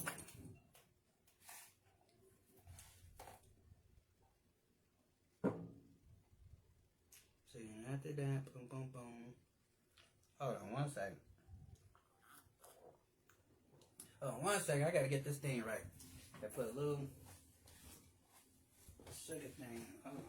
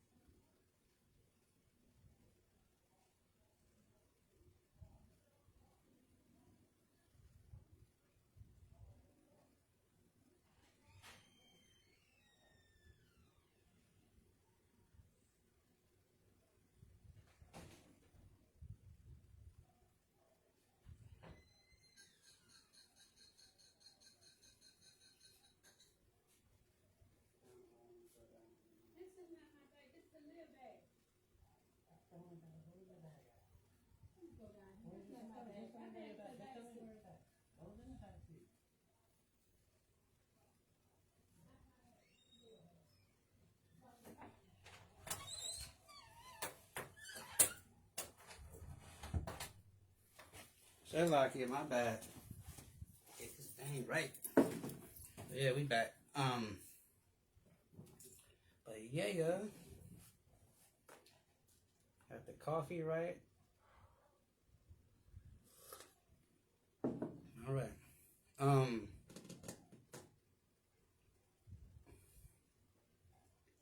yeah, start at 18. So Revelation 18, right?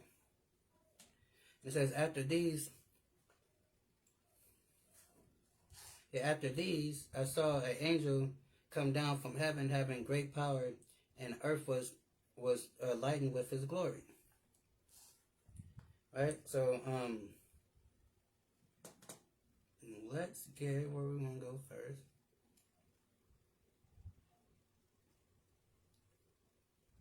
Let's get Daniel 7 real quick.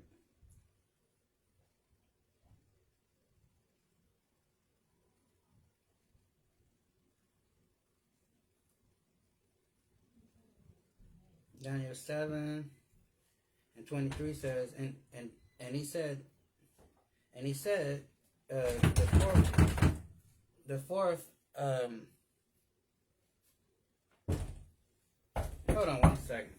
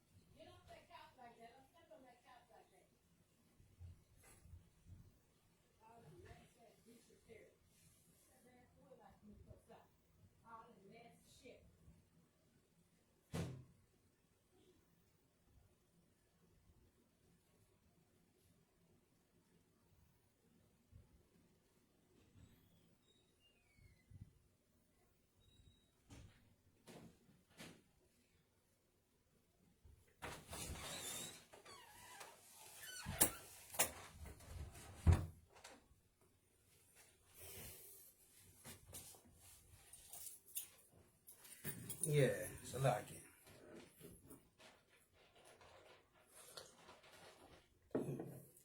I can turn this AC on. But alright, 18. Boom, boom, boom. Where we go? No, let's go to where we was gonna get Daniel 23. It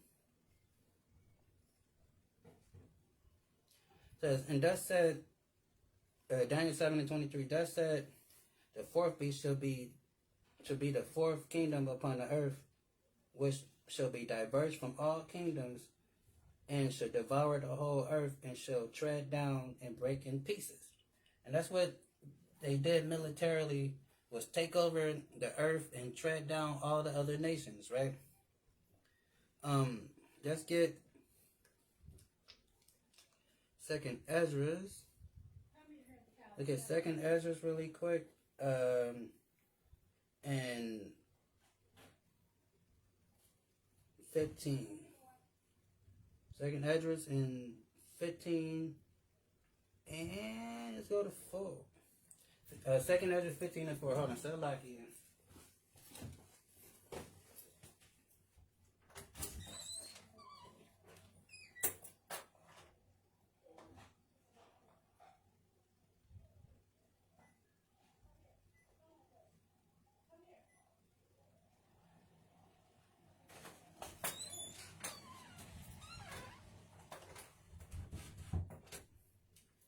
Yeah, so lock in.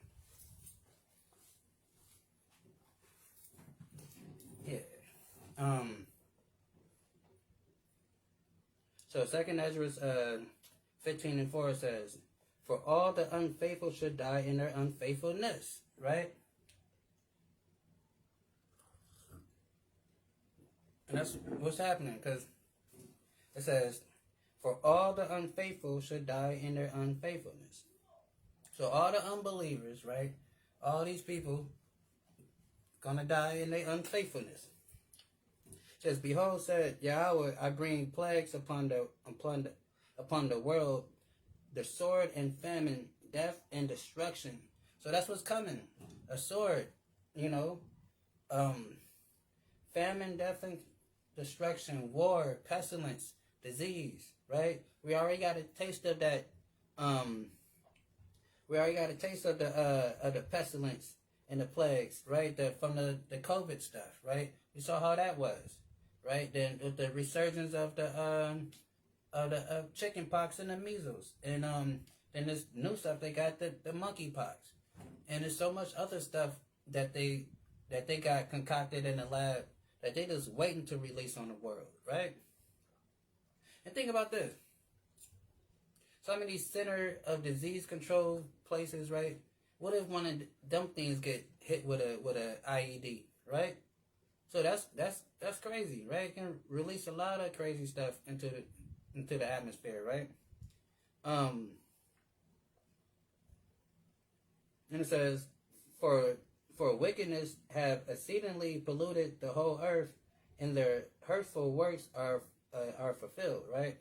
So, like I said, these people are wicked. Everything they do is contrary to what God says to do, and they just oversaturated this earth with their wickedness, right? Let's get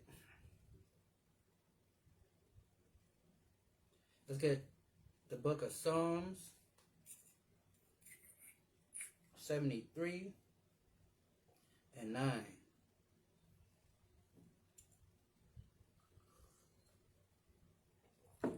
And it says, "They set their mouth against the heavens, and their tongue walk through the earth." And that's what these people do, right? They set their mouth against the heavens by, propagating stuff that's contrary to what God's word says, right? These fake Christian churches that they got set up, these fake Christian pastors, their fake ideologies, their way of life that they promote, says they set their mouth against the heavens, and they speak blasphemy against God. They act like God's word doesn't, isn't valid anymore, or, God isn't real, or they just, can do things independently outside of, what God said we should do, right? So it says, their mouth, they set their mouth against the heavens, and their tongue walk through the earth. Meaning, not only do they promote and push agendas that's against what God said we should do, they promote it and push it all through the world. They make everybody else do it too. They promote it to all their little, all around the world, right? It's telling some nation in Africa, if they don't accept homosexuality, then they're going to cut off their funding to their nation, right? So they make countries accept their ways and what they think is democracy, or you know, how they think you should live as a nation, right? Um, and it says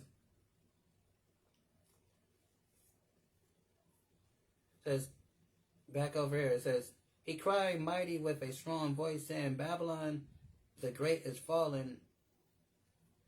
Is fallen. It has become a habitation of devils, and behold, every foul spirit in a cage of every unclean and hateful bird." Right, and that's what this place is. It got a lot of demonic activity that goes on in this place called America. Right. Let's get Ezekiel 28. Right. Ezekiel 28 and 15. And it say, "Thou wast perfect in thy way from the day that thou was created until iniquity was found in thee." Right?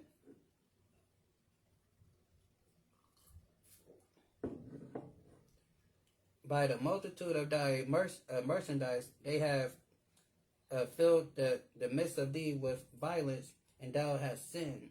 Therefore I will cast thee as a profane out of the mountain of God. I will destroy thee, O covering cherubim, from the midst of the stones of fire. Right? So now this is chiefly talking about the nation of Tyre and Sidon, because they were protecting Israel flank to the northwest of us, right? And then they turned on us and, allowed the Babylonians to get down on us, allowed the Greeks and everybody else to get down on us, right? And so, they were supposed to be our protect. They was protecting our northwest border for us, right? And they got down on us. So that's chiefly what it's speaking about, right? Contextually. But we can also take it because we know prophecies in the Bible is also manifold, and it says by the multitude, because Tyre and Sidon is an island, in the Mediterranean, right off the coast of Israel, and a lot of trading and a lot of commerce and merchandise came through there, right?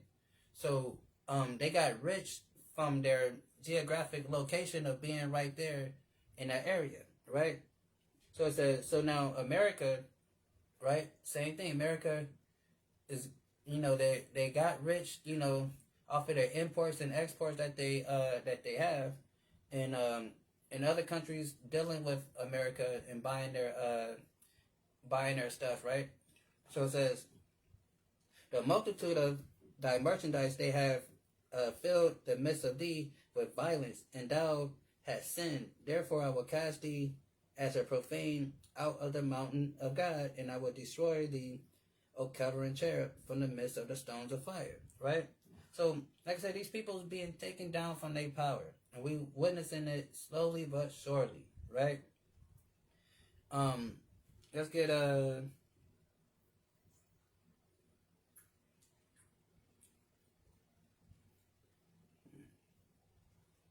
get Jeremiah 50, I think.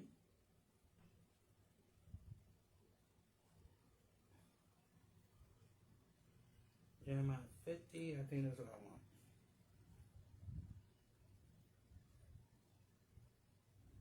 want. Okay, yeah, that's what I want.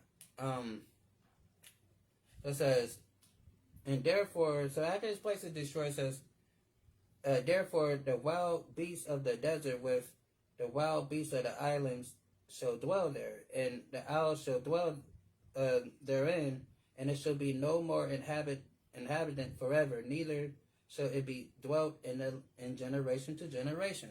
So when America is finally destroyed, right, this place is not going to be inhabitable for humans, right? It's only going to be inhabitable for desert-like creatures, right? As we read, and it says, therefore wild beasts of the desert with wild beasts of the islands shall dwell there, and the owl shall dwell therein, and it shall be no more inhabited forever, neither shall it be dwelt from generation to generation. So when America is finally destroyed, it's going to be uninhabitable. Why is America going to be uninhabitable? Because the nuclear fallout that's going to be all over this land.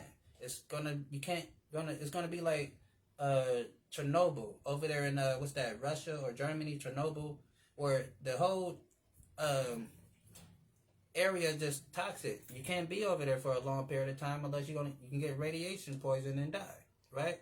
So America is going to be so toxic to live as a human that only desert-like creatures or that's going to be able to survive here, right? And not only that, it says island, and so it started, what it say? Let me read it again. It says, therefore the wild beasts of the desert with the beasts of the islands shall dwell there. So now, if you know anything about the animal world, desert animals and island animals are two different breeds. You got tropical animals, right? And you got the desert. So it's saying that this climate is going to be so tripped out that, both, type of animals is going to be living here, right? But it's going to be inhabitable for us, right? Because of the radiation and all that, right? What else we got? Let's go back. So it says, for every nation have drunken the wine of her wrath, of her fornication, and the kings of the earth have committed fornication with her, and the merchants of the earth are waxed rich through their abundance of their delicacies. So a lot of these nations get rich dealing with America and became, a powerful country themselves from dealing with America. Right? So let's get Isaiah 34 and 13.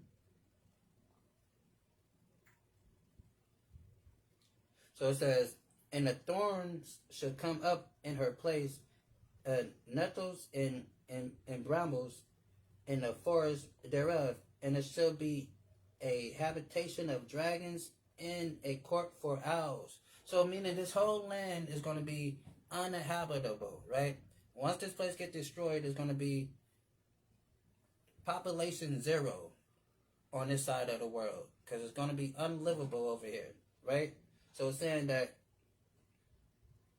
the thorns shall come up in her palaces. So you I don't know if you ever watched that series that they had on the History Channel called what is it called? After People or something like that.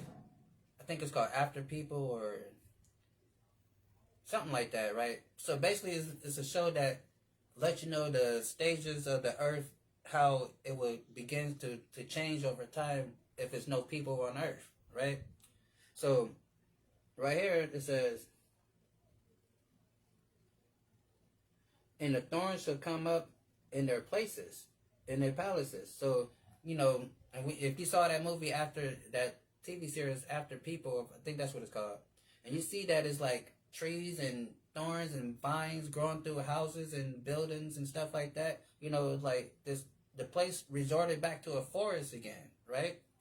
So it's saying that in the forest in the forest thereof, and it shall be a habitation of dragons in the court of owls, right? The wild beasts of the desert shall also meet with the wild beasts of the island, and the satyr shall cry for his fellow, and the screech owl also shall rest there and find herself a place of rest. So this basically saying that, like, it's going to be inhabitable for us to live in this place, right? When it all gets said and done, right? Then let's get Nahum, our dear brother Nahum. Go to Nahum 1 and 3, right? The book of Nahum 1 and 3 says,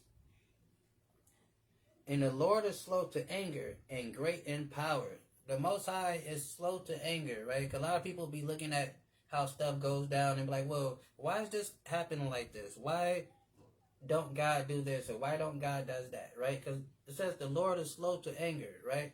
And I kind of like to liken it like the FBI. Like, you familiar how the FBI, the feds, when they come and get you, the feds will build a case on you for years. They'll watch you for about 5 years. 5, 6, 7, 10 years. They'll just be watching, building a case on you, right? They don't arrest you the first time they see you commit a crime. They just document it. Just write it down. Document it. Then when they ready to get you, when they finally ready to slam the book on you, they get you. That's why they have a, 97 or something like that, 98% conviction rate. That's because they don't arrest you off of your first crime. They wait and let that build up. So they have a whole list of things you did. So by the time they decide to take you to court, they look, it's nothing ain't nothing they can do but look. Kind of like, look, we've been watching you for 5, 10 years. This is what you've been doing the whole time.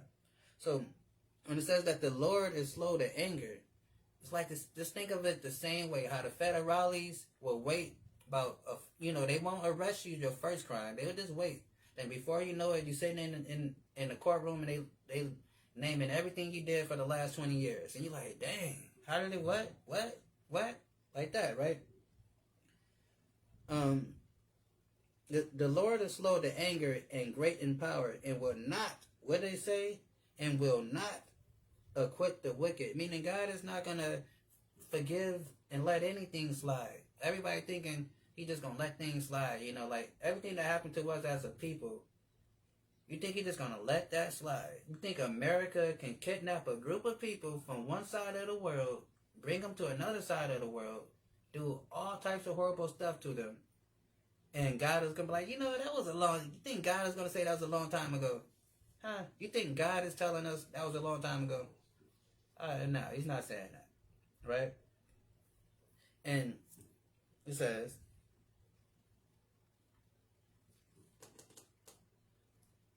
and the Lord is slow to anger and great in power and will not acquit the wicked. The Lord have his ways in the whirlwind and in the storm and in the clouds are the dust of his feet. Meaning God is in control of every single thing, right? He has all power, and he would not forget the wickedness that people have done, especially if they haven't repented for what they have done, right? Let's get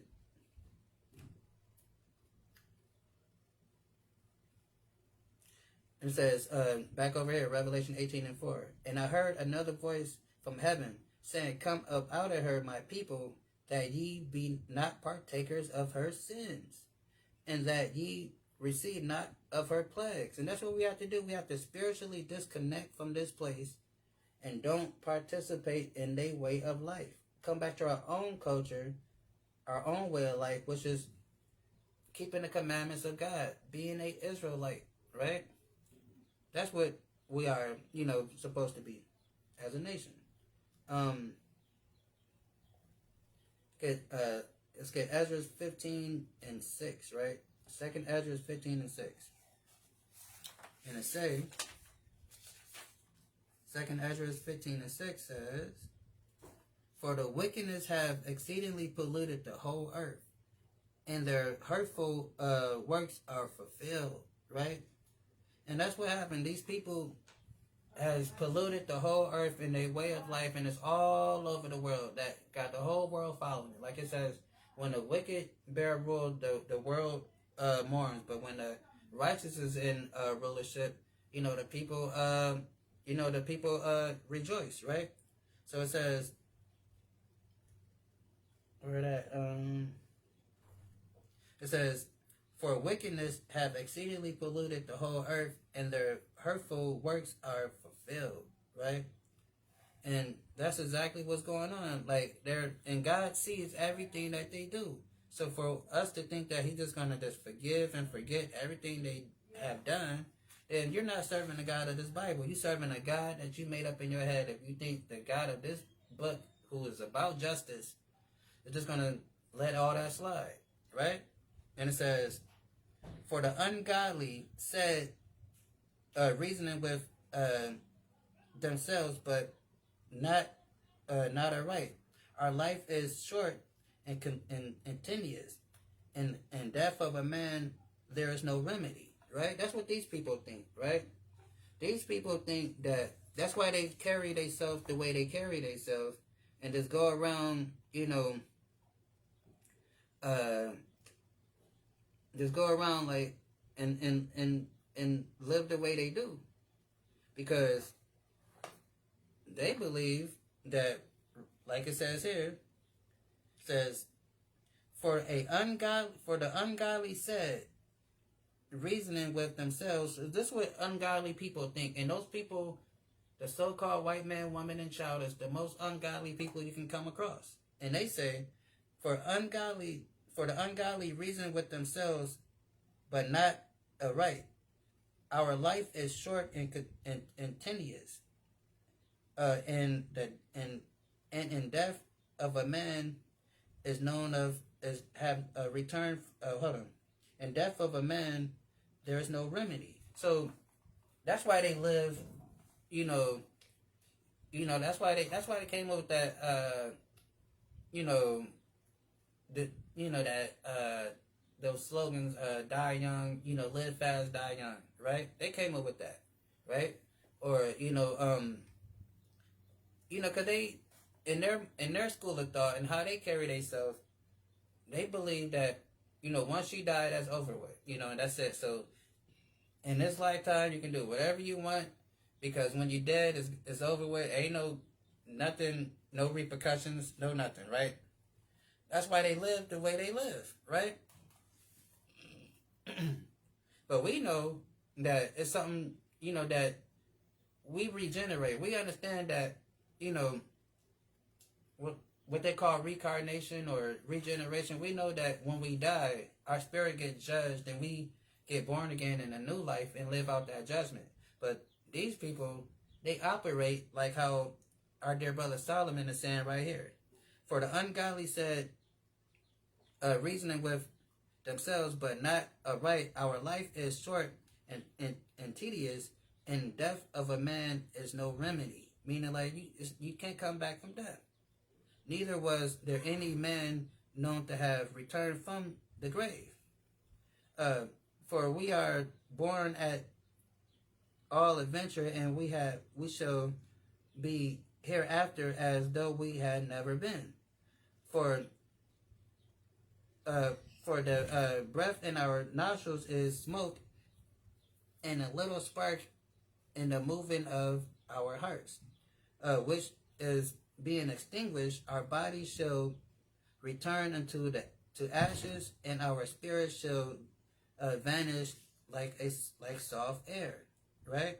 So that's what they think. They like, look, I'm gonna be ruthless as long as I live on earth.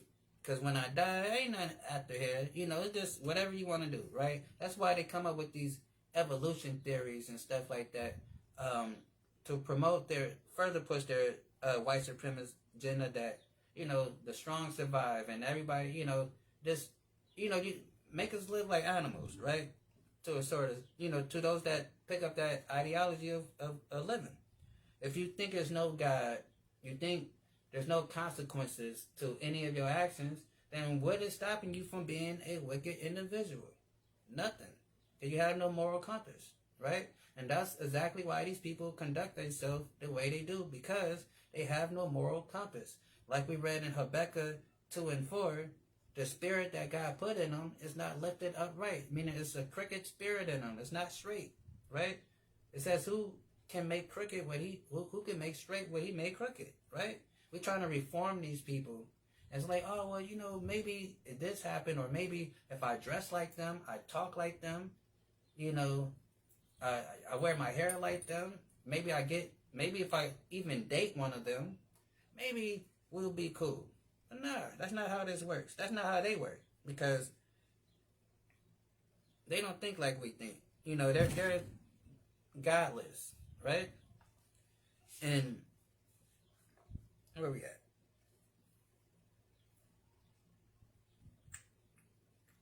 All right, that's it on that. Let's get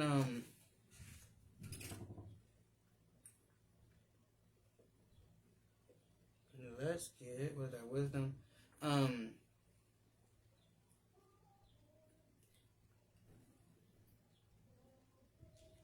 So, all right, verse 5 and 18. So it says, and her sins have reached unto heaven, and God has remembered her iniquities. Reward her even as she rewarded you, and double unto her according to her works. So that's why we say they're going to get double. Everything that we went through as a people, they're going to have to get it double time. So all that stuff that we went through, whatever you can think of, the stuff that happened, that plagues the black community for today and even for the last 500 years, they're going to get double that, right? And it says,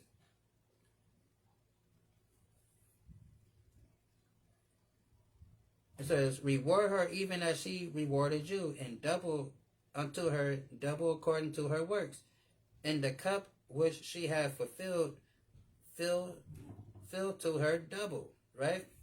So, and that's exactly what they're going to get. They're going to get a double portion of everything they've been doing to us, right? Let's get,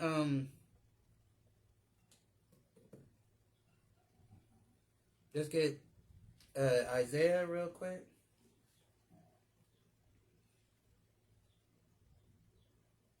See, Isaiah. Let's get Isaiah 63 first. Boom. Isaiah 63 says, who is this that cometh from Edom with dyed garments from Basra? It is that is glorious in his apparel, traveling in greatness and his strength, right? Let's get it over here, right? I like reading it over here.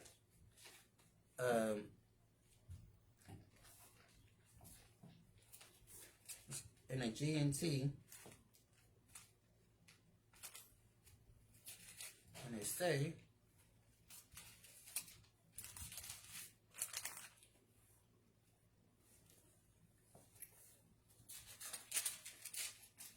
says, who is this coming from the city of Basra in Edom? Who is this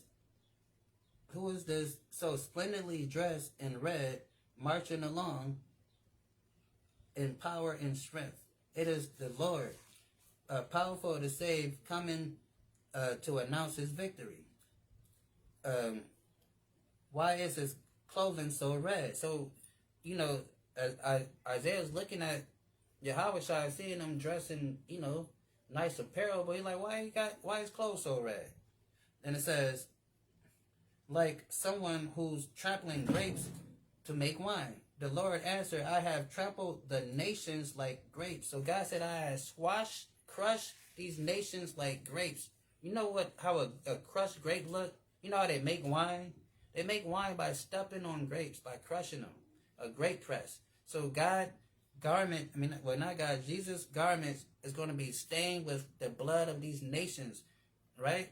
Did they teach y'all that this Sunday when y'all went to church? Did they say that? No, they're not teaching this. It says, the Lord answered, I have trampled the nations like grapes, and no one came to help me. Meaning, he destroyed these nations by himself for what they had done to us, and no other nation decided to help them. Just like how we spoke earlier, when they took us into slavery, no nation said, hey, America, stop doing that to those people over there. Don't enslave those people. Hey, turn that boat around. Hey, stop it. We're going to put a blockade in the Atlantic Ocean that if you get past this spot here with a boat, we're going to arrest everybody and confiscate the boat and turn it around. None of that. They could have did that. They didn't. Nobody did that. But instead it says, I had trampled the nations like grapes, and no one came to help me. I trampled them in my anger. Because Christ is mad as hell at these nations for what they had done to us, and the ones that had not done anything to rectify it, right? And their blood has stained my clothing. So that's why his clothes are red, because their blood is all over his clothing. And it says, I decided that the time to save my people had come. What did Christ say? The time to save my people, not the whole world, because everybody says, well, come and say the whole world. No, it doesn't. It says, I decided that the time to save my people had come. It was time to punish their enemies. I was amazed when I looked and saw that there was no one to help me. So God is looking around this whole world like, damn, y'all really gonna get down on those on the Israelites like that? Y'all really gonna do the black and Hispanic people like that? Ain't nobody gonna say nothing about it? Dang, y'all cold. Okay, that's how y'all get down. Let me send my son, and he gonna handle that. He gonna handle all of that for y'all, cause y'all tripping down there, right? So he said, I was amazed when I looked and saw that there was no one to help me, but my anger made me strong, and I won the victory. In my anger, I trampled whole nations and shattered them and poured their lifeblood onto the ground. That's what Christ is coming to do, to pour this, squeeze their little lifeblood, like you take a rag or a sponge and you squeeze it, and the water just drips onto the ground. That's what he's going to do to these people. Squeeze their lifeblood to the ground. That's what the Bible says, right? I bet you didn't learn that Sunday. Right? I would tell... Okay, yeah. So, yeah, right? Let's get, that's that. Let's get, let's hit on that. Let's get, Isaiah 14.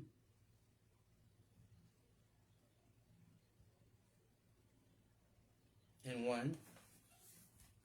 So Isaiah 14 and 1 says, for the Lord will have mercy on Jacob, which is the Israelites, and yet choose Israel. So he's going to have mercy on us. So in that time when all hell is breaking loose, everybody is going crazy, the nation of Israel, he says, for I will have mercy on Jacob and yet choose Israel. So he's going to choose us when everything is going crazy. He's going to make sure he's protect us while the whole earth is going crazy, right? And yet choose Israel, and I will set them in their own land. So he's going to take us and return us back to our own land. And the strangers should be joined with them. So all the other nations that's not Israelites, they're going to be joined with us, and they should cleave to the house of Jacob. So they're going to cleave to us, right? They're going to be, cleaving, right? Then it says, and the people should take them and bring them to their place, and the house of Israel should possess them in the land of the Lord for servants and for handmaids. And they should take them captive, who captives they were, and they shall rule over their oppressors, right? So that's what's coming right now, right? That's what's happening here, right? So, and it says, what else we got? Let's get Amos real quick.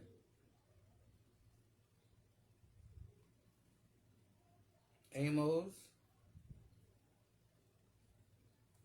9 and 11. And it says, in that day I will rise up the tabernacle of David that is fallen, right? Because he's going to rise up the tabernacle of David, right? And it says, that has fallen, and close up the breaches thereof, and I will raise up his ruins, and I will build it as the days of old, that they may possess the remnant of Edom and all the heathen which are called by my name, said Yahweh, that doeth this, right? So, like I said, so in that day, like I said, you're going to restore the Israelites. Then we're going to possess the remnant of Edom. So who's the remnant of Edom? The Caucasian people, the so-called white man, Caucasian people that survives after World War III, after Armageddon, they are part of the nation Edom. That's their biblical nationality. And the Bible says we're going to possess those survivors of World War III and Armageddon. And it says, and all the heathen, so all the other nations and those people that survived after World War III and Armageddon, we're going to possess them. Just like we read in Isaiah 14 and 2, that we're going to take captive those people that had us captive, right? Then it says,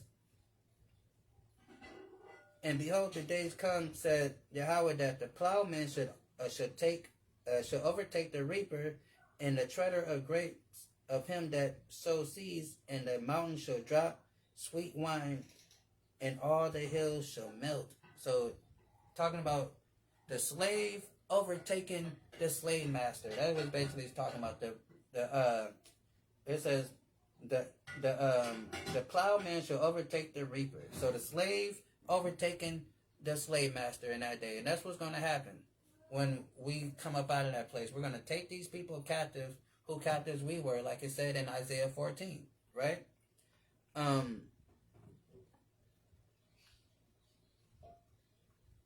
Let's get Ezekiel 23.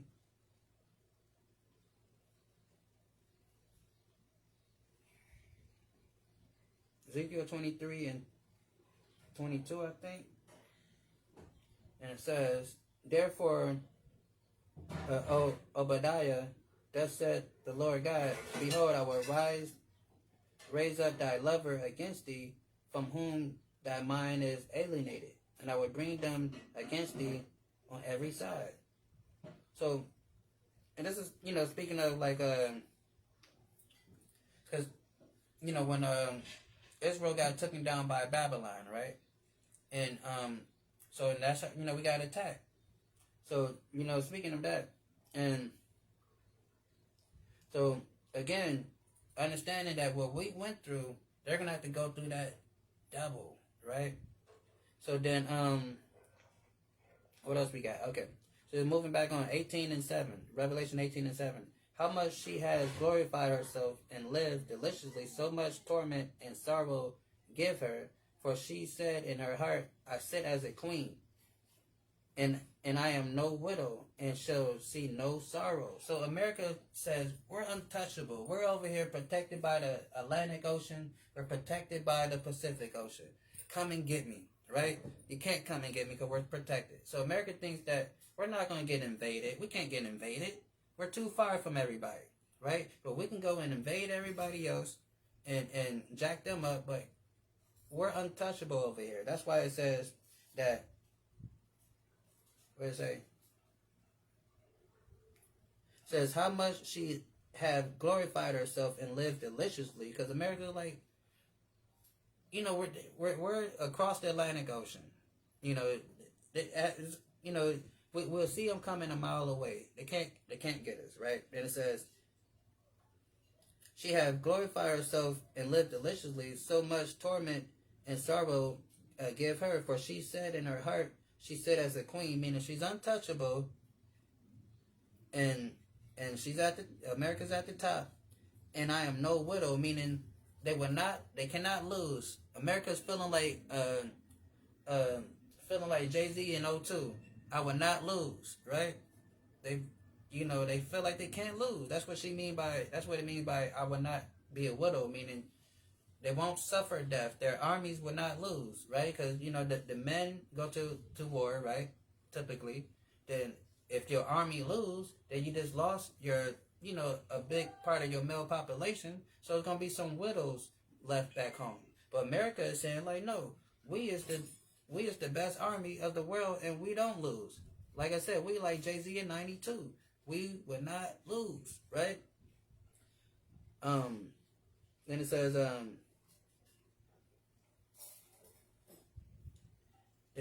boom, boom, boom.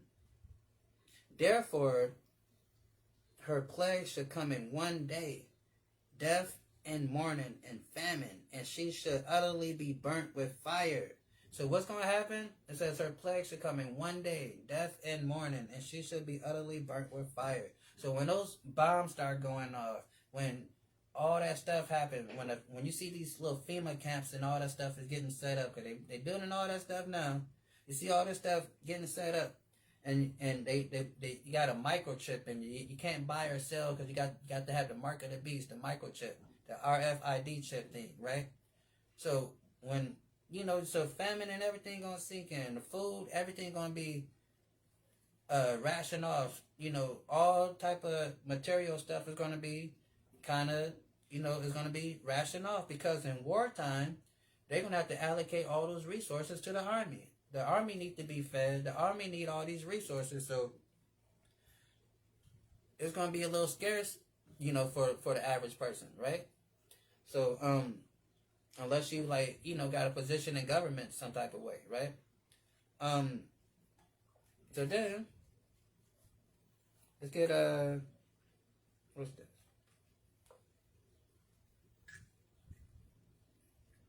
Let's get 14, right? You go 14, Revelation 14 and 8, and it says, and there follow another angel saying, Babylon is fallen, is a great city, because she made all nations drink of her wine, of the wrath of her fornication. And a third angel followed them, saying with a loud voice, if any man worship the beast in his image, and receive his mark in his forehead and his hand, the same should drink the wine of wrath of God, which is out, mixture unto the cup of his indignation, and he shall be tormented with fire and brimstone in the presence of the holy angels, in the presence of the Lamb. So it's talking about those that took the mark of the beast, right? The RFID chip and all that stuff, because you want to be able to still operate in this satanic world, right? And it says, and the same shall drink the wine of the wrath of God, which is poured out of mixture into a cup of his indignation, and he shall be tormented with fire and brimstone in the presence of the holy angels, in the presence of the Lamb, right? So you're going to be destroyed, the ones that want to follow this system of the beast, right? The ones that want to be the Uncle Toms and the, the ones that want to cone it out, right? What else we got?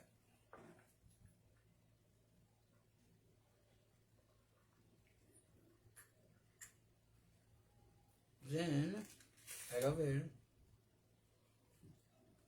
let's get Second Ezra 16, right? Second Ezra 16. Second Ezra 16 and 13 says,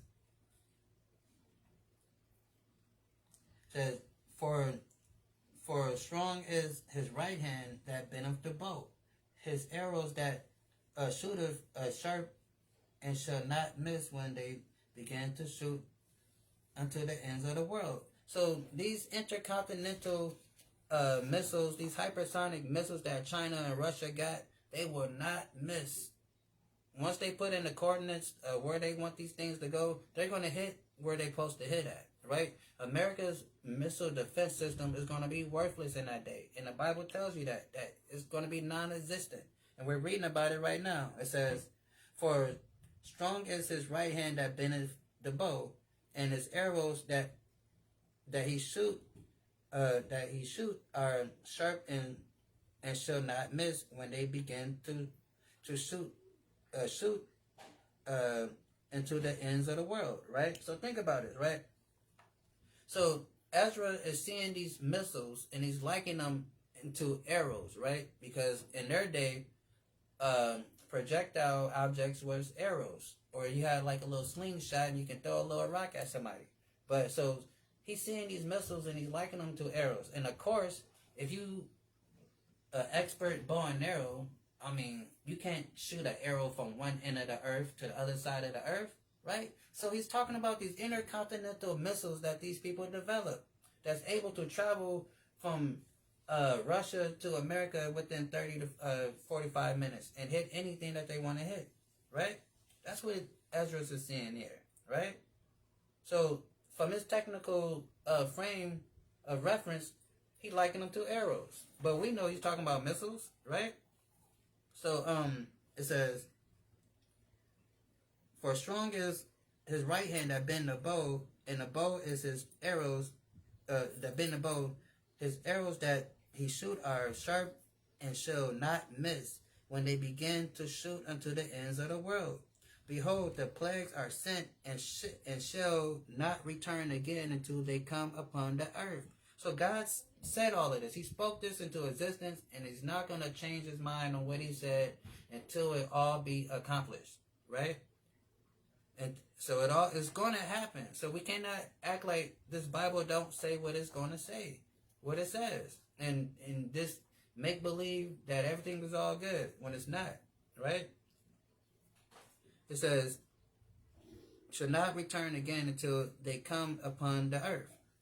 The fire is kindled and shall not be put out until it consume the foundation of this earth, right? That's what's going to happen. Where we at? So then it says, therefore her plague should come in one day, death, mourning, and famine, and she shall be utterly burnt with fire. For strong is the Lord who judges her. Strong is Yahweh power who judges her. Right? So God got a beef with these people. He want this place to be destroyed. Right? It says, therefore her plague shall come in one day, death, mourning, and famine, and she shall be utterly burnt with fire. For strong is the Lord God who judges her. Right? So we got to understand that this place is going to get destroyed. So, and we got to understand that. Let's get Isaiah 47, right? And it says, come down and sit in the dust, O virgin daughter of Babylon. Talking about America. Sit your ass down somewhere, right? Go sit down, America, because it's over with. You're done. You're finished, right? It says, sit down on the ground. There is no more throne. Meaning, America, this whole white supremacy, this whole white privilege stuff, is gonna be non-existent, right? Because it's gonna says, "There's no throne, O daughter of the Chaldeans, for thou shalt no more be called tender and delicate." Meaning, you're no longer gonna, be called tender and delicate. You're about to get touched up, all right? You're about to get roughed up and scuffed up, right? And I want to say effed up. I'm going to say effed up, right? That's a better way, right? Effed up. Right? That's what's going to happen, right?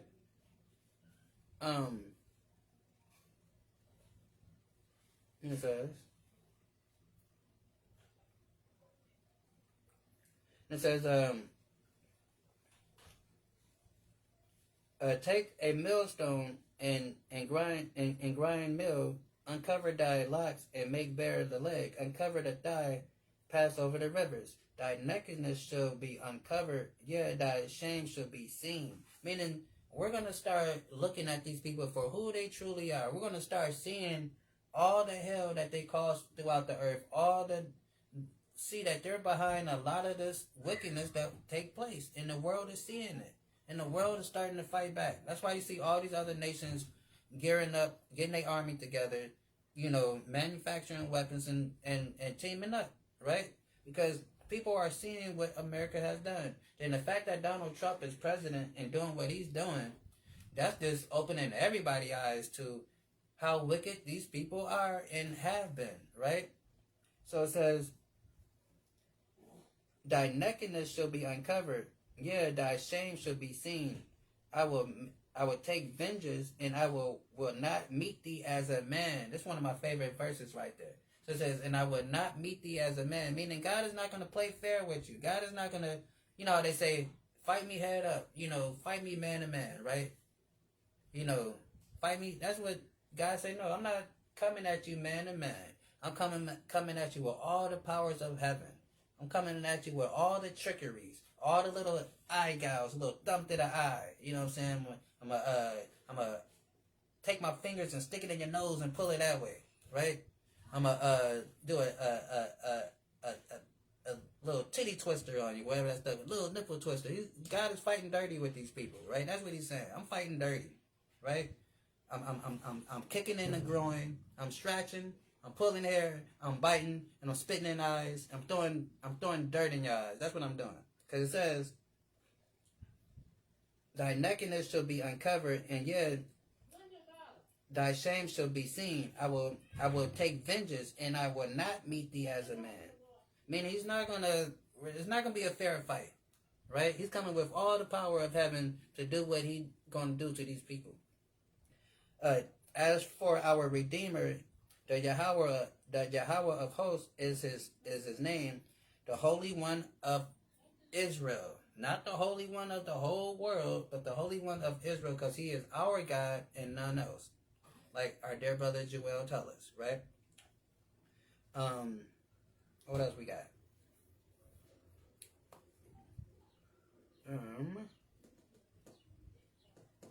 Let's get Micah 2:1.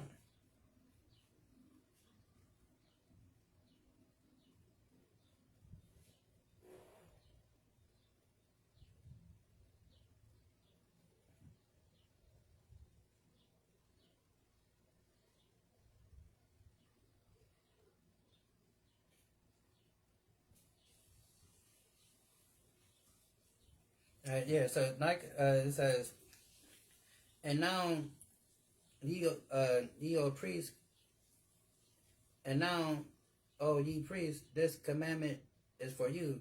I will not hear. No, this one. That I will not hear, and if ye will not lay into the heart of to give glory unto my name, said Yahweh of hosts, I will send a curse upon you, and I will cause your blessings, curse your blessings, and I will curse them. I have cursed them already because ye do not lay it to heart. Hold on. I think I won. Is that the one I won, or is it 2-1? Is it this one? Hold up. Hold on.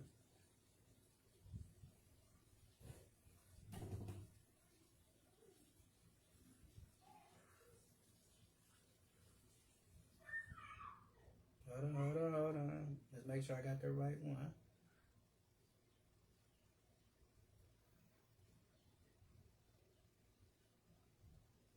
Hold on.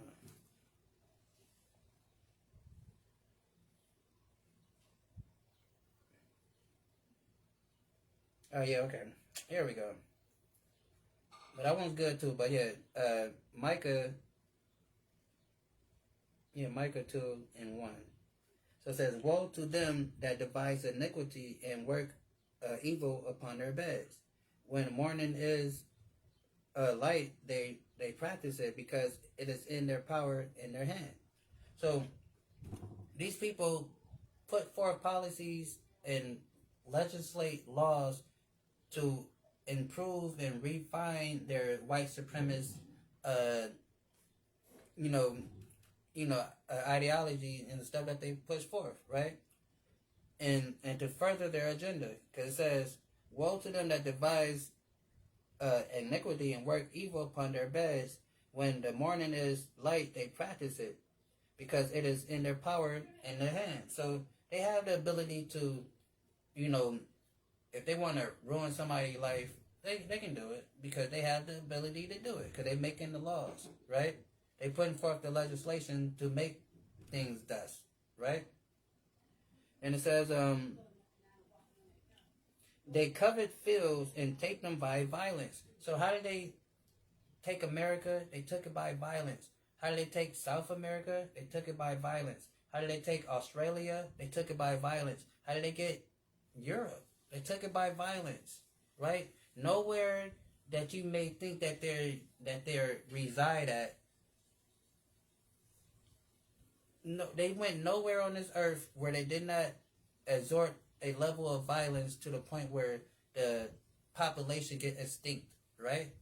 Everywhere they go, they leave. They're like, everywhere they go, they destroy the environment. Everywhere they go, they leave. Everywhere they show up at, the environment is worse off when they get there.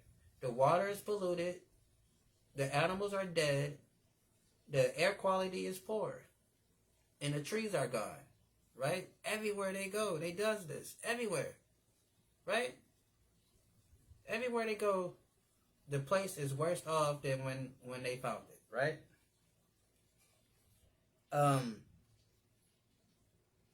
What else we got?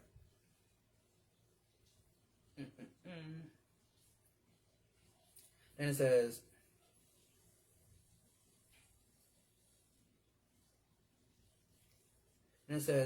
and the kings of the earth who have committed fornication and lived deliciously with her shall bewail her and lament lament for her when they shall see the smoke of her burning. So they're gonna be upset when the ones that's really deep into this American stuff, they're gonna be upset when America's finally destroyed because number one, it made them rich. Number two, that's where they, like who gonna buy our stuff now, and how we gonna survive? Because America, we was eating off of America. So they're gonna, a lot of these countries gonna be messed up when America is destroyed. Standing far off for the fear of her torment, saying, Alas, alas, the great city Babylon, that mighty city, for in 1 hour thy judgment come. And which is interesting because, like I said, Russia and China had those intercontinental missiles, those hypersonic missiles, and Russia has a missile that can travel from there to here within 45 minutes. And the Bible says that mighty city, for in 1 hour is thy judgment come. So it's kind of interesting that the Bible says America is going to be destroyed in 1 hour. And then the fact that Russia has missiles that take literally 1 hour to reach America, that is very prophetic, right? And so then and the merchants of the earth shall weep and mourn over her, for no man buyeth their merchandise anymore. So like I said, so they're not gonna have anybody to sell to anymore, and because America's gone, then they're not gonna get rich because America is one of the biggest consumer nations on the planet. So a lot of countries eat off of the exports of America, right? In the imports of America, and it says the merchants of gold and silver and precious stones and apparels and fine linen and purple and silk and scarlet, all thy wood and all manner of vessels of ivory and all manner of vessels of most precious wood, of brass and iron and marble. So, it's like, oh, dang, we got all this merchandise, but that gazillion-dollar nation that was buying all this stuff from us, because America is like the biggest consumers, they're junkies when it comes to buying stuff. Oh, man, we're stuck with all this stuff, because who's going to buy this stuff from us, right? So they're going to be upset, because now they ain't eating no more, right? So let's jump down. Just going to verse 20, right? In Revelation 18 and 20 says, well, hold on. Before we get there, we can look at these real quick. Okay, Jeremiah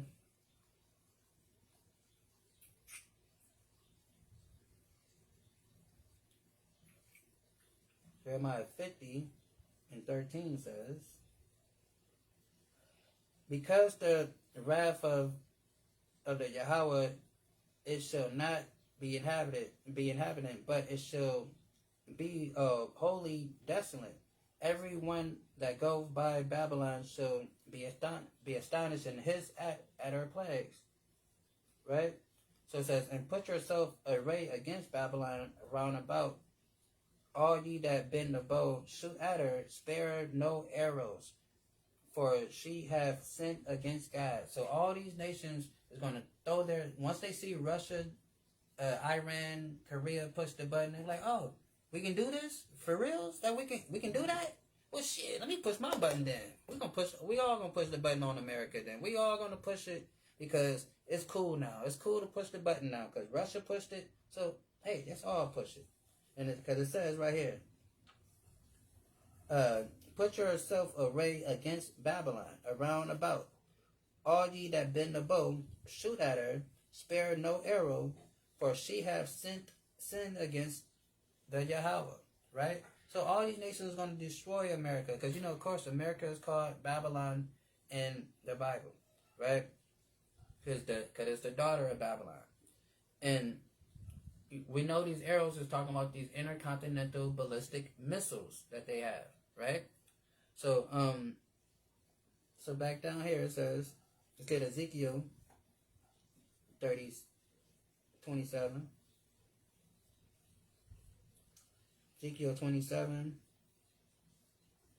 and 27 says, thy riches and thy fares and thy merchandise and thy mariners and thy pilots, thy coctors and thy occupiers and thy merchandise and all thy men of war that are in thee and all in thy company which is in the midst of thee shall fall into the midst of the sea in the day of thy ruin. So God said, I'm going to destroy every operation, all your industries, everything you got going on, all your riches, all your gold, the glory, everything. It's going to be destroyed, all sunken into the sea. Once they push that button, everything's going to be destroyed, right? Then it says, and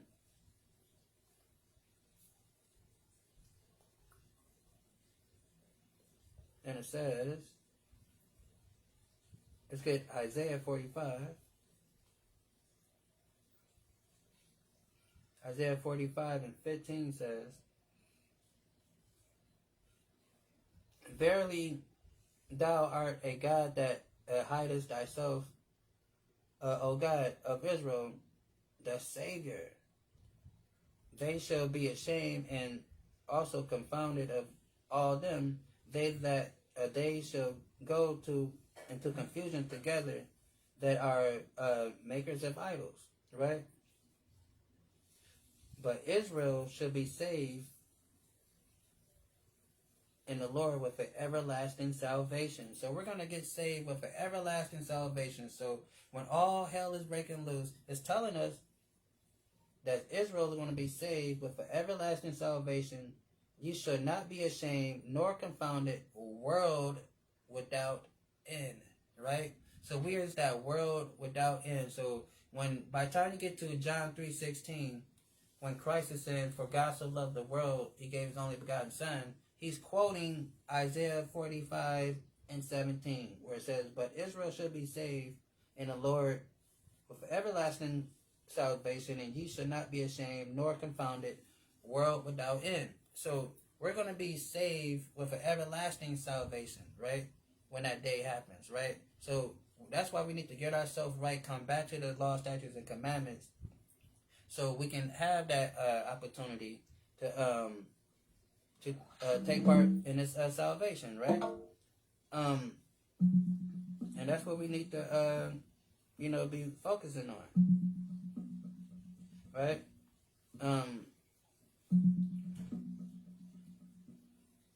So it says too. To use this feature, please make sure your app is running and can access the internet.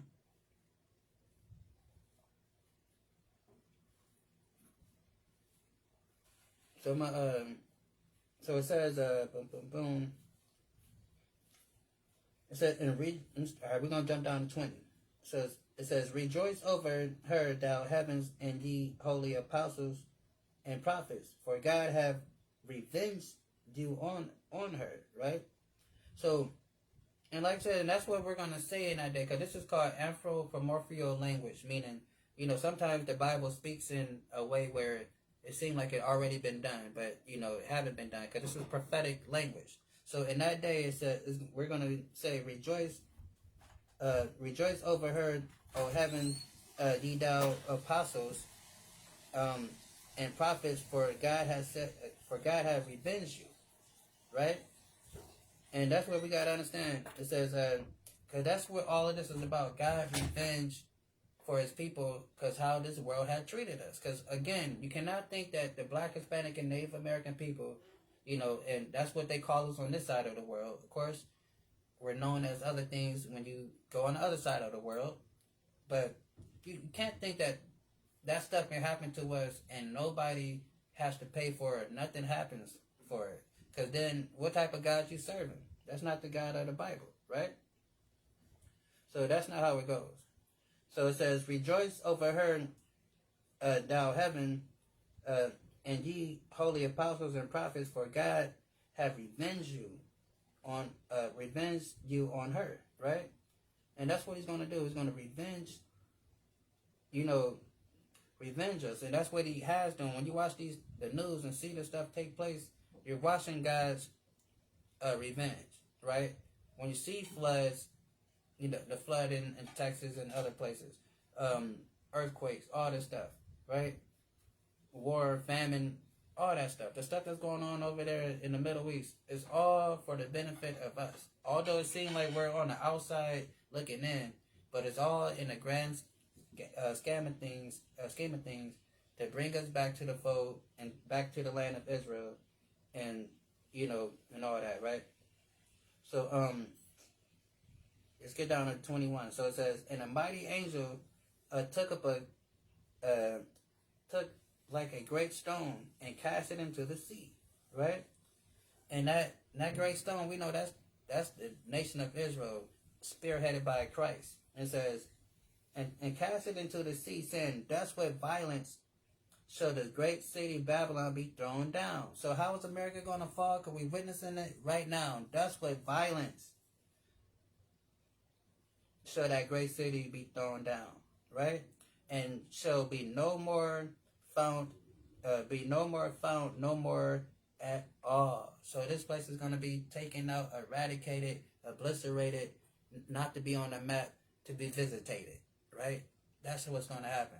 So I'm going to say shalom, peace. Hopefully that was edifying. We get a better understanding of this Armageddon thing and how it looks, how God is planning on saving his people and destroying these other nations. So I'm going to say shalom, peace. I'm out. DB Goods, take us home.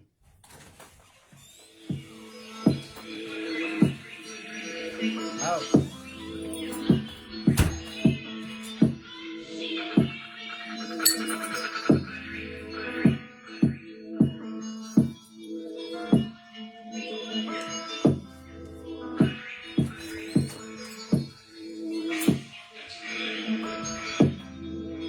I ain't really wanna be with you when it's wartime. Niggas love the clout chase, that's the shit they glorify. I don't even try hard, that's gangsta shit he wanna lie. No records up and trace, when your crime is organized. No man is over me, I'm highest in the morning time. Low key in the birds when I cross the state borderlines. Spin your black and horrified, fuck you bitch you mortified. I'm standing where you draw the line, nigga hold the line. My nuts at I'm grabbing mine, both of mine, quit holding mine. You gon' get this work and some overtime, you know the vibe. Little nigga, you know it's me. I don't need them to know it's me. When conflict get crucial, I can't help but do it bogusly. Smoke you like the stove of you, beat you like you stole from me. Niggas out of body, put you back where you supposed to be. I shoot at you waking in the moment, niggas toast for you. My niggas do the most for me. That's what they supposed to. I want all the smoke, nigga, cut the shit you think you bad enough to test.